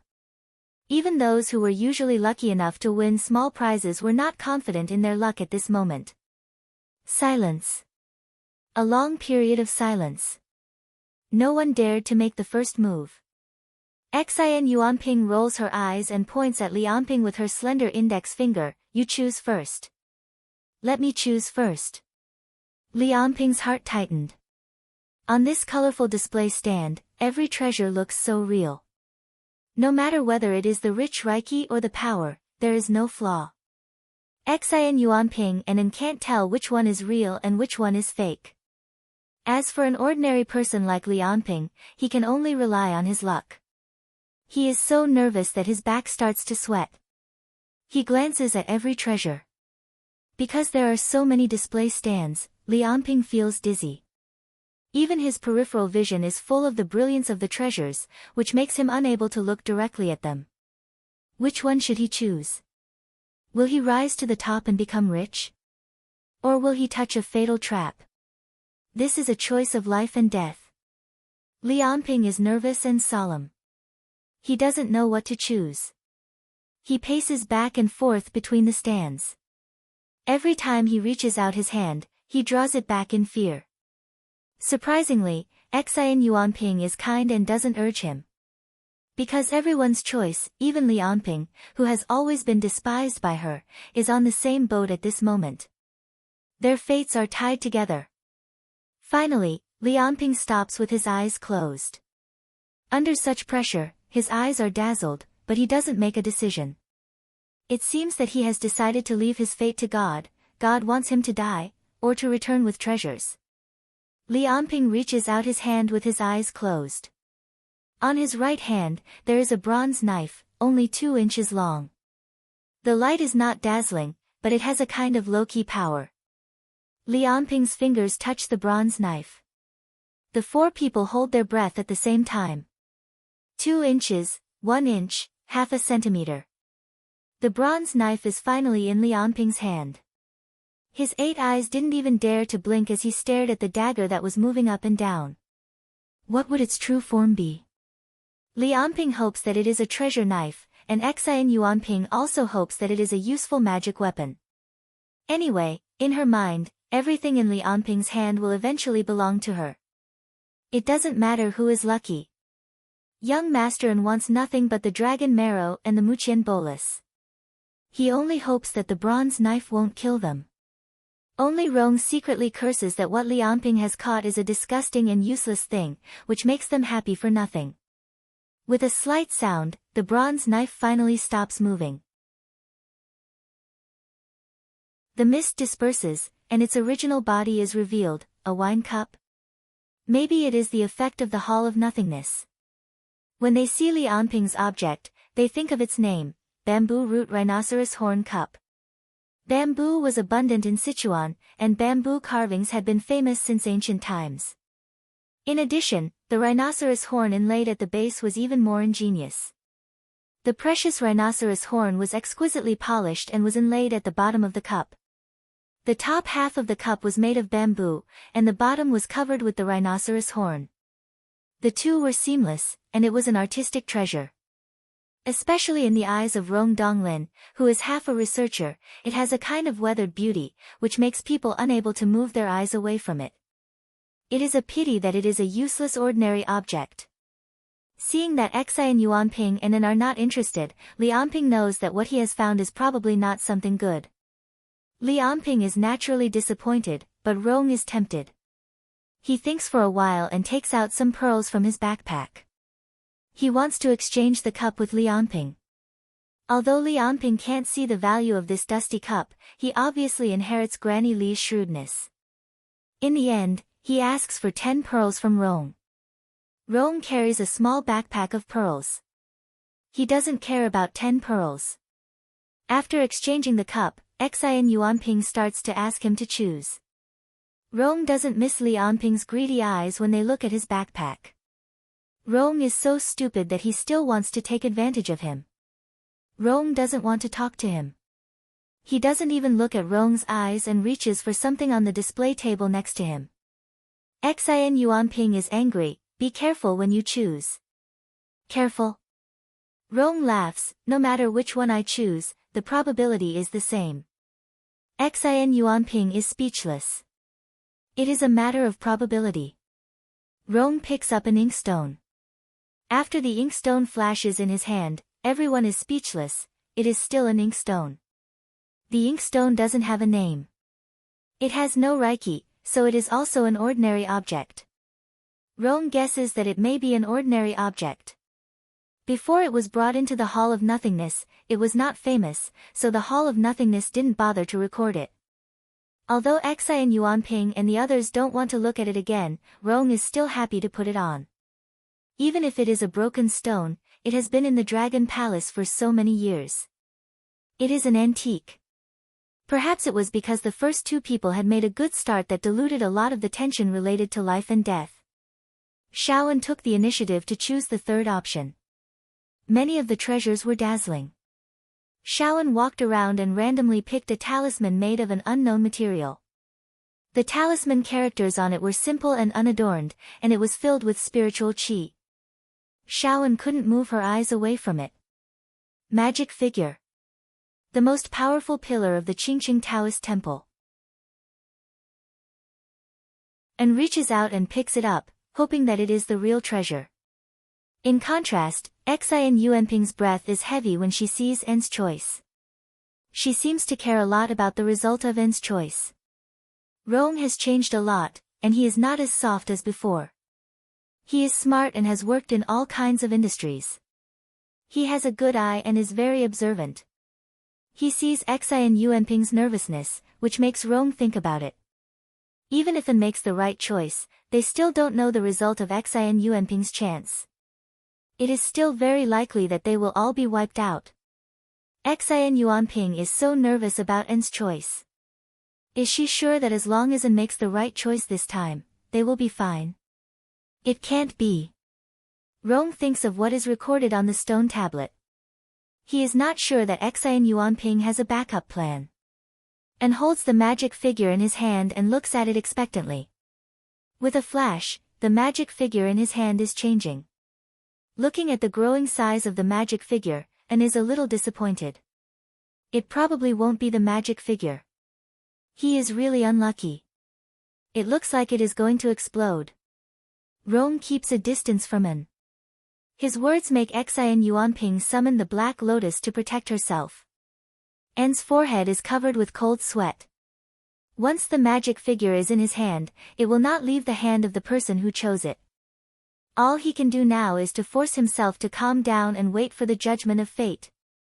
Beep, beep, there was a short and urgent sound. The thing in Xiao An's hand was still expanding.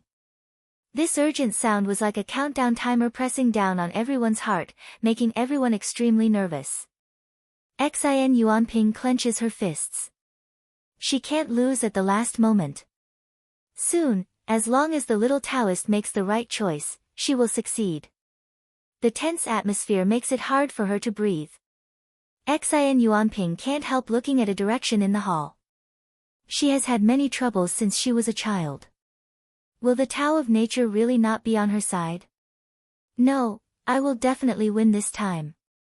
The Black Lotus floats in front of her, forming a strong protective cover.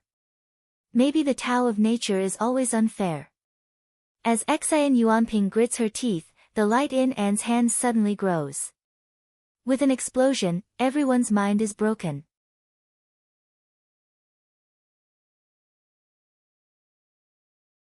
Chapter 242.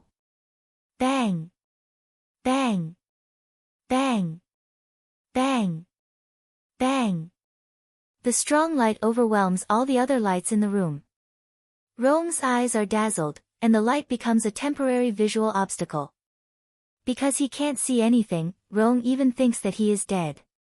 However, the strong light soon disappears. Xin Yuanping's annoying face appears in Rong's sight again. He knows that he is not dead.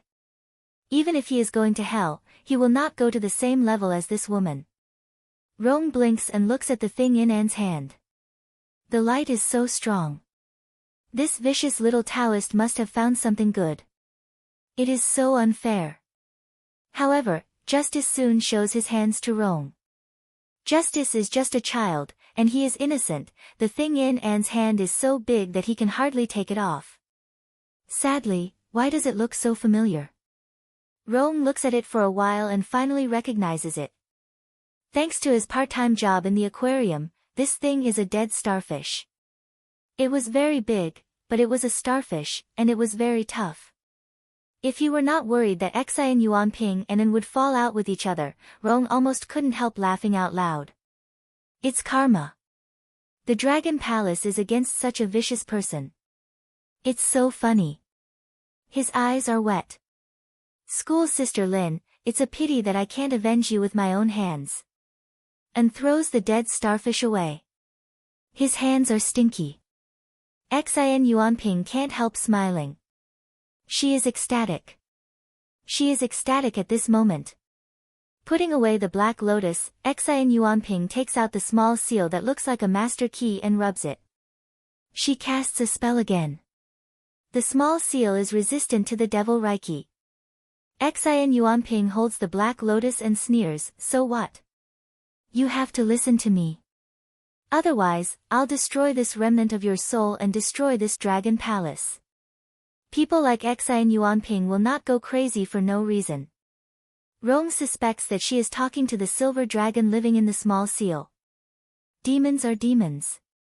They are so arrogant in front of dragons, even if it is a dead dragon. Xin Yuanping's deep hostility seems to make the small seal feel uneasy. After buzzing, it has to fly up and down in the hall under the control of Xion's devil Reiki. It seemed to be looking for something. The light emitted by the little seal was like the inspection instrument of the geological survey team. From time to time, some treasures on the exhibition stand would respond to it, but the little seal would fly away. What was it that the demoness was looking for so seriously? The three of them were very curious and nervous. The Hall of Nothingness seemed to be completely reliant on luck. It had been difficult for them to pass 3 levels in a row. No matter how intelligent the seal was, they did not dare to fully trust it. Xin Yuanping trusts the stamp's ability very much. When the buzzing stamp floats above an inconspicuous booth in the corner, her ecstasy finally shows on her face. Was he finally going to get what he had been preparing for so long? Xin Yuanping doesn't have time to put away the stamp. She reaches out and grabs the treasure on the stand. It was just an ordinary brush, but even the stupidest person would know that its body was not that simple. What could it be? It seemed to take a long time to restore it.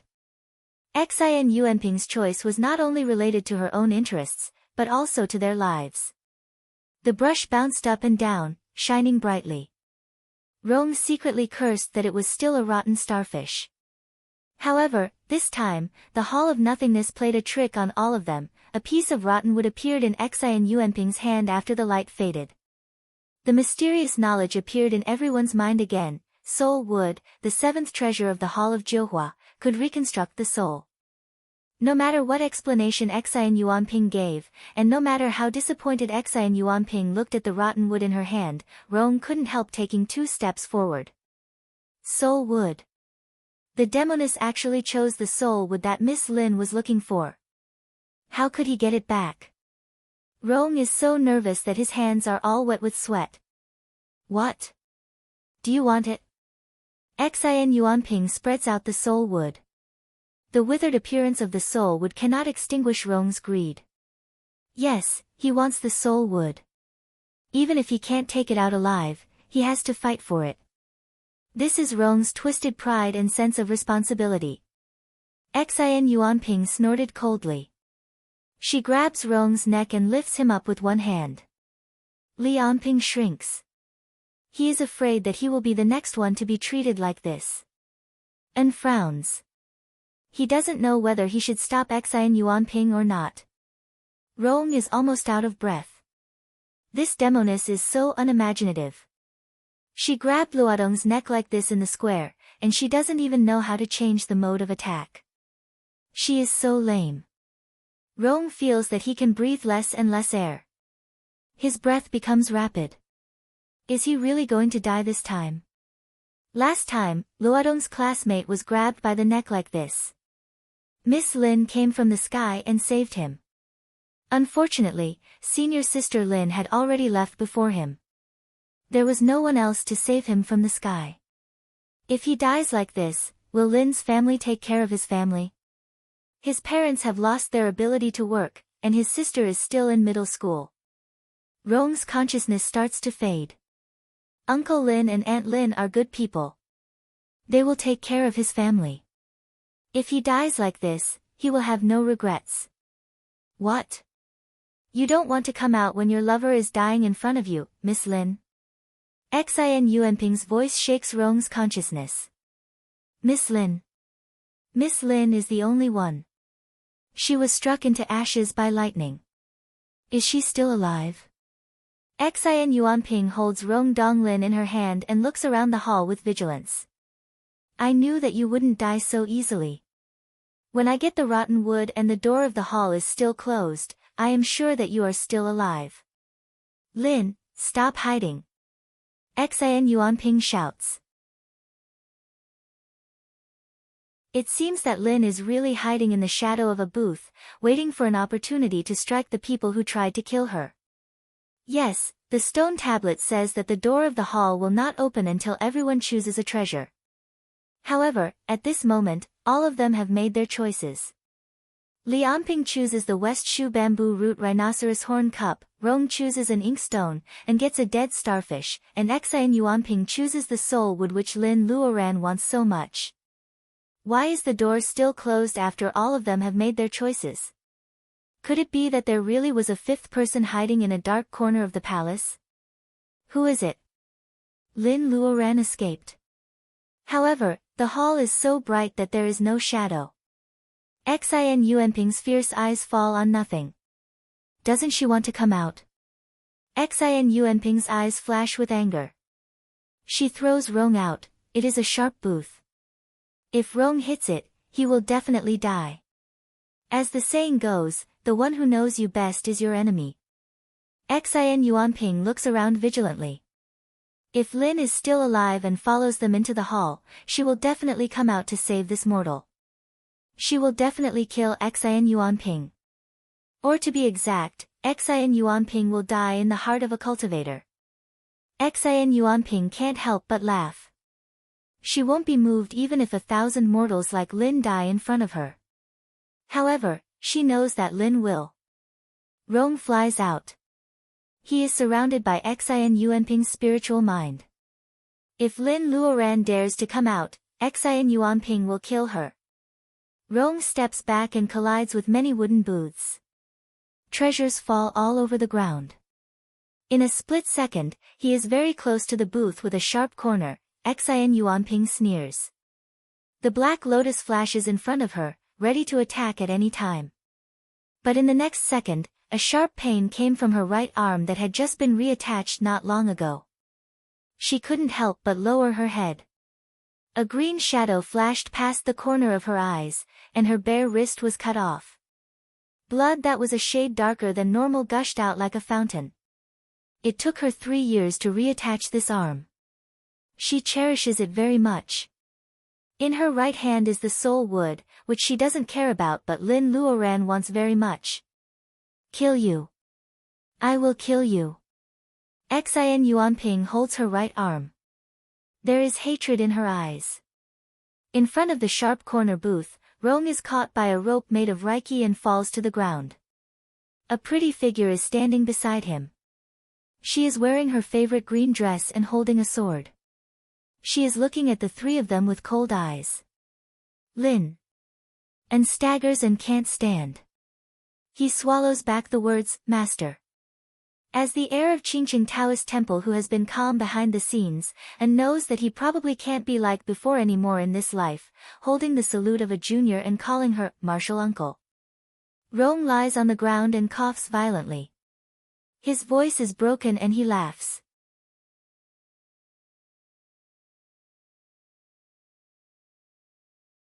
Chapter 243. Lin Luoran's cold eyes become warm. It feels good to see Rong again. How can she die? If she can be struck to death by lightning while staying in the space of the sacred bead, she will be too ashamed to live. The dungeon only imprisons cultivators Wacken, but their spiritual mind is not restricted at all. Of course she can enter the space. When she fell into the abyss, she was afraid that the sacred bead would fall into a strange place. She didn't dare to go in and she couldn't go in. Being ambushed by Anne's petrification figure, she couldn't hide. She didn't dare to hide in the space. Under the watchful eyes of the public, she suddenly disappears and the bead floats in the air. She has known it for a long time. She is just hiding for a while, but the secret of the bead is exposed. Lin Luoran will never do such a stupid thing when she is swayed by emotions. Besides, the space doesn't accept other living people except her. She can hide in the space, but she has to keep Rong outside. Xin Yuanping won't give up torturing and to force her to show up, just like now. She can only endure Ellie's humiliation and let them search the sacred bead. She escapes into the space at the risk of being struck to death by the thunder-summoning figure. Along the way, she has been quietly waiting for an opportunity in the sacred bead. Unexpectedly, God favors her so much that Xin Yuanping finds the soul wood. She can't bear it anymore, so she doesn't have to bear it anymore. Xin Yuanping is not an idiot. She has guessed that Lin Luoran is not dead. She has been hiding all the way until she finds the soul wood. Xin Yuanping wants to force Lin Luoran to show up at the risk of the soul wood and Rong's lives. Unfortunately, Xin Yuanping doesn't know that Lin Luoran is hiding in the sacred bead. Lin Luoran sneaks out from her waist, cuts off her right hand, takes the soul wood and saves Rong. A chess player doesn't need to be extremely smart. As long as he has an unexpected trump card, he can turn the tables. Lin Luoran holds back the urge to touch the sacred bead on her wrist. They lost because they didn't expect that the sacred bead has its own space. It is not a storage magic weapon that can only store dead things. This is not the dungeon where dragons are imprisoned. Lin Luoran has Wacken but can't use it. She is confident to fight against Xin Yuanping. Lin Luoran rolls her eyes and glances at him coldly. And can't help stepping back. Lin Luoran discards Xion's broken hand and puts the piece of soul wood into the space. I have to thank you for finding this for me. Lin Luoran laughs. Xin Yuanping is furious. She doesn't want to waste her breath on Lin Luoran. The black lotus is shining and the sky is full of fragrant petals. Lin Luoran throws Rong aside with a gentle force. Xin Yuanping attacks with evil qi. Both the pink mist and the black lotus growing in the blood pool in the underground palace of Jinling are the most and evil things in the world. Lin Luoran gives up using her sword and casts the fireproof dome, the defensive magic dome of the Wen family of Zhu Mountain. Wen Guanjing secretly gave it to Lin Luoran. Now in Lin Luoran's hands, the effect of the dome is much better than that of the cultivators in the level of training qi. Seeing that Lin Luoran is defending instead of attacking, Xin Yuanping feels that the pain in her broken hand is gone. Lin Luoran is so arrogant that she tries to stop the attack of the invisible black lotus with a fire shield. She thinks too highly of herself. Lin Luoran seems to see Lin Luoran falling to the ground because of the black gas. However, the thin shield is an eye-opener for her again. Sizzle, sizzle, sizzle. There is the sound of oil dripping into the fire. The thin fire dome is like a pot of boiling oil.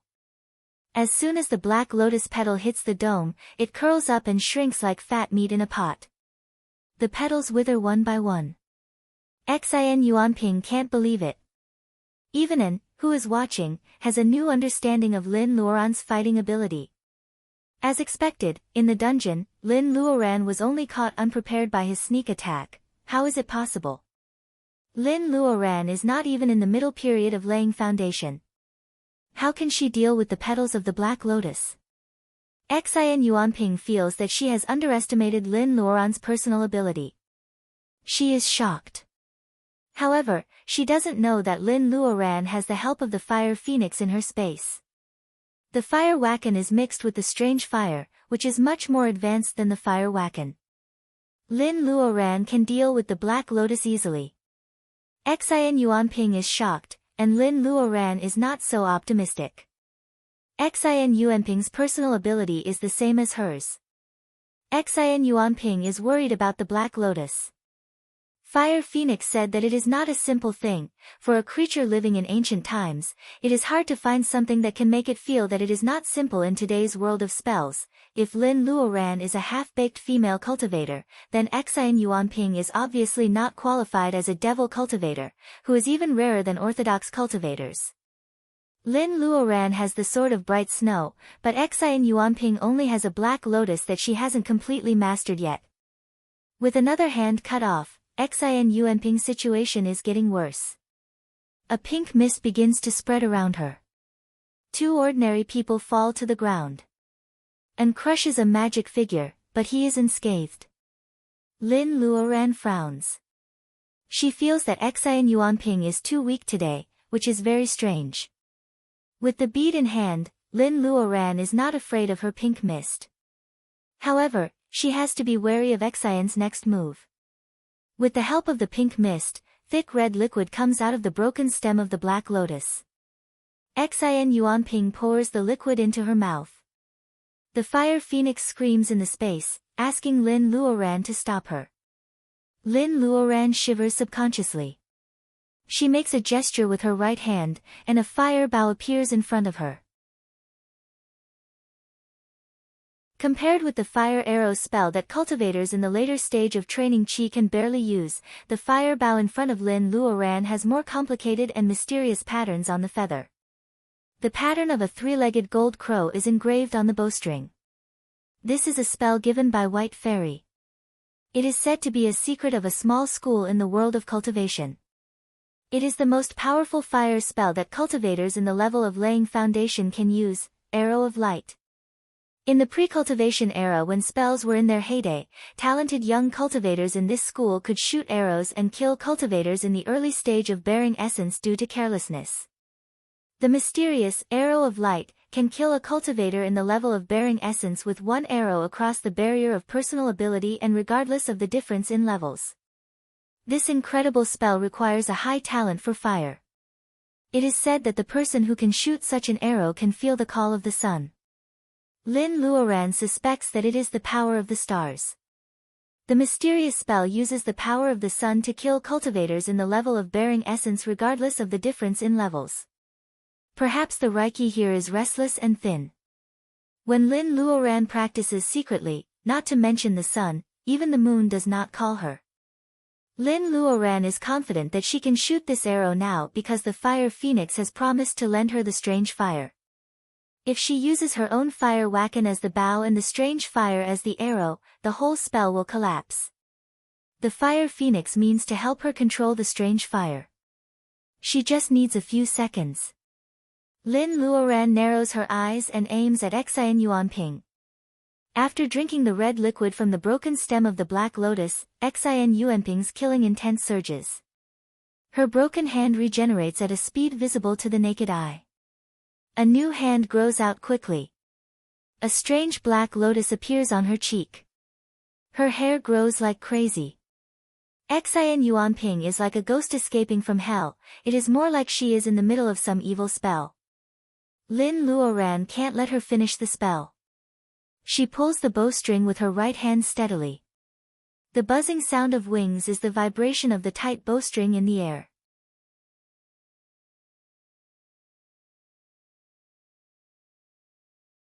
Chapter 244. Capture the ringleader first. Xin Yuanping's evil spell must be related to the strange black lotus. The front of the sun will never allow darkness to hide. The two things are probably mutually reinforcing and restraining. As soon as the arrow leaves the bowstring, Lin Luoran and the strange fire arrow communicate with each other. It only goes to the black lotus in Xin Yuanping's hand, ignoring her weird expression. The black lotus felt the scorching heat approaching, and its instinct to protect itself made it shed its petals to block in front of itself when the mutated fire arrow shot at it. It is no longer an illusionary petal. It is the black lotus itself, Lin Luoran gasps. The arrow of light can kill a cultivator in the level of bearing essence. It should be able to deal with a petal, right? The arrow is on fire. In Lin Luoran's expectation, the strange fire is unstoppable. It is blocked by the petals for less than 1 second. The arrow has pierced through the petals and continues to fly forward. The black lotus is alarmed. The petals fall off one by one. It sets up layers of defense on the way of the strange fire arrow. The first layer has been broken. The second layer has been broken after 1 second. The third layer has been broken after 2 seconds. The fourth layer has been broken after 3 seconds. The fifth layer. It has been blocked. Irresistible force, irresistible force. Even two ordinary people who have no chance to participate in the battle are shocked by such an earth-shattering arrow. They don't dare to look at it directly. Xiao An's expression changed unpredictably. He wondered how many precious bamboo talismans he would need to crush to block the arrow if he were the one being shot at. Or is it an attack that he can't block at his current level? An's palms are wet. It is the fear of his failure to answer his question. What about the Abbey Dean? Can he block the arrow? And soon forgets the thought. In his mind, Huizhou has always been a bottomless mountain. How can he question the Abbey Dean's ability? On the other side, the strange fire arrow has broken through 9 layers of petals. Although it has been blocked longer and longer, the arrow is not declining. The black lotus petals are broken, and the black fog is rising. The Hall of Nothingness is divided into 2 colors by the 2 opposite forces. On one side, there is a black fog. Black gossamer is wriggling in the fog. Xin Yuanping and Lianping are in this camp. It seems that they are destined to be regarded as dishonorable villains. On Lin Luoran's side, the fire is so bright that her and Rong's faces are illuminated. The light is so bright that it can hurt the eyes of the villains. Especially An, he can't help thinking that if he hadn't been dragged to Xion's side at the beginning, he would have fought with Lin Luoran against the female devil. That would have been a good reason to fight with Lin Luoran. Lin Luoran's face is covered with a layer of holy light. As the strange arrow breaks through, the flame of the black lotus is compressed again and again. The black fog on Xin Yuanping's side keeps retreating. It seems that the strange arrow has completely suppressed the black lotus. However, Lin Luoran knows that the situation is not optimistic. The fire arrow shot out from her hand had a mysterious connection with her. She could already feel the sluggish feeling when the fire arrow shot through the black lotus petals. It was getting stronger and stronger. There was only 1 petal left. The mutated fire arrow could pierce through it, but it was no longer a threat to the black lotus. Lin Luoran makes a quick decision. She draws the bow with her left hand and pulls the string with her right hand. She is ready to attack with the arrow of light again. This kind of amazing attack is just like the morale of an army in ancient times. It can be used once, but not twice. As for the 3rd time, it will be easier for the enemy to find the flaw and counterattack. Therefore, the 2nd arrow is not as powerful as the first one. However, for Lin Luoran, it is not something unacceptable. She only needs to make another arrow to distract the black lotus, and then, she can take the opportunity to kill Xin Yuanping. The fire condenses on Lin Luoran's fingertips again. The strange arrow takes shape when Lin pulls the string. The first arrow is blocked by the black lotus for less than a minute. Xin Yuanping has finished the spell in her hand. She forces out her essence blood as the medium of the spell. When Lin Luoran's second arrow comes with a whistling sound, the black lotus feels the danger. The lotus with only one seed head grows rapidly. After getting Xian Yuanping's essence blood, it rotates at a high speed. 9 lotus seeds fly out from the seed head. Surprisingly, Xian Yuanping, the caster, is the first one to be hit away. Xian Yuanping crashes many booths. Her mouth is full of blood, but she looks up and laughs crazily. "You are finished, Lin Luoran. Enjoy my surprise, ha ha ha." Lunatic. Lin Luoran finally believes that her opponent is a lunatic. Looking at Xian Yuanping's half-dead appearance, Lin Luoran knows that this seemingly mysterious evil spell is a trick that will hurt both sides. 9 lotus seeds fly towards Lin Luoran. The second arrow meets them and is extinguished for no reason. The lotus seeds each occupy a position and surround Lin Luoran. Lin Luoran retreats again and again. She is almost forced to the corner. Red silk, they are spitting out red silk, trying to trap her. This is just the appearance. Lin Luoran's face is flushed, and she soon feels that something is wrong with her body. The red silk weaves into a net.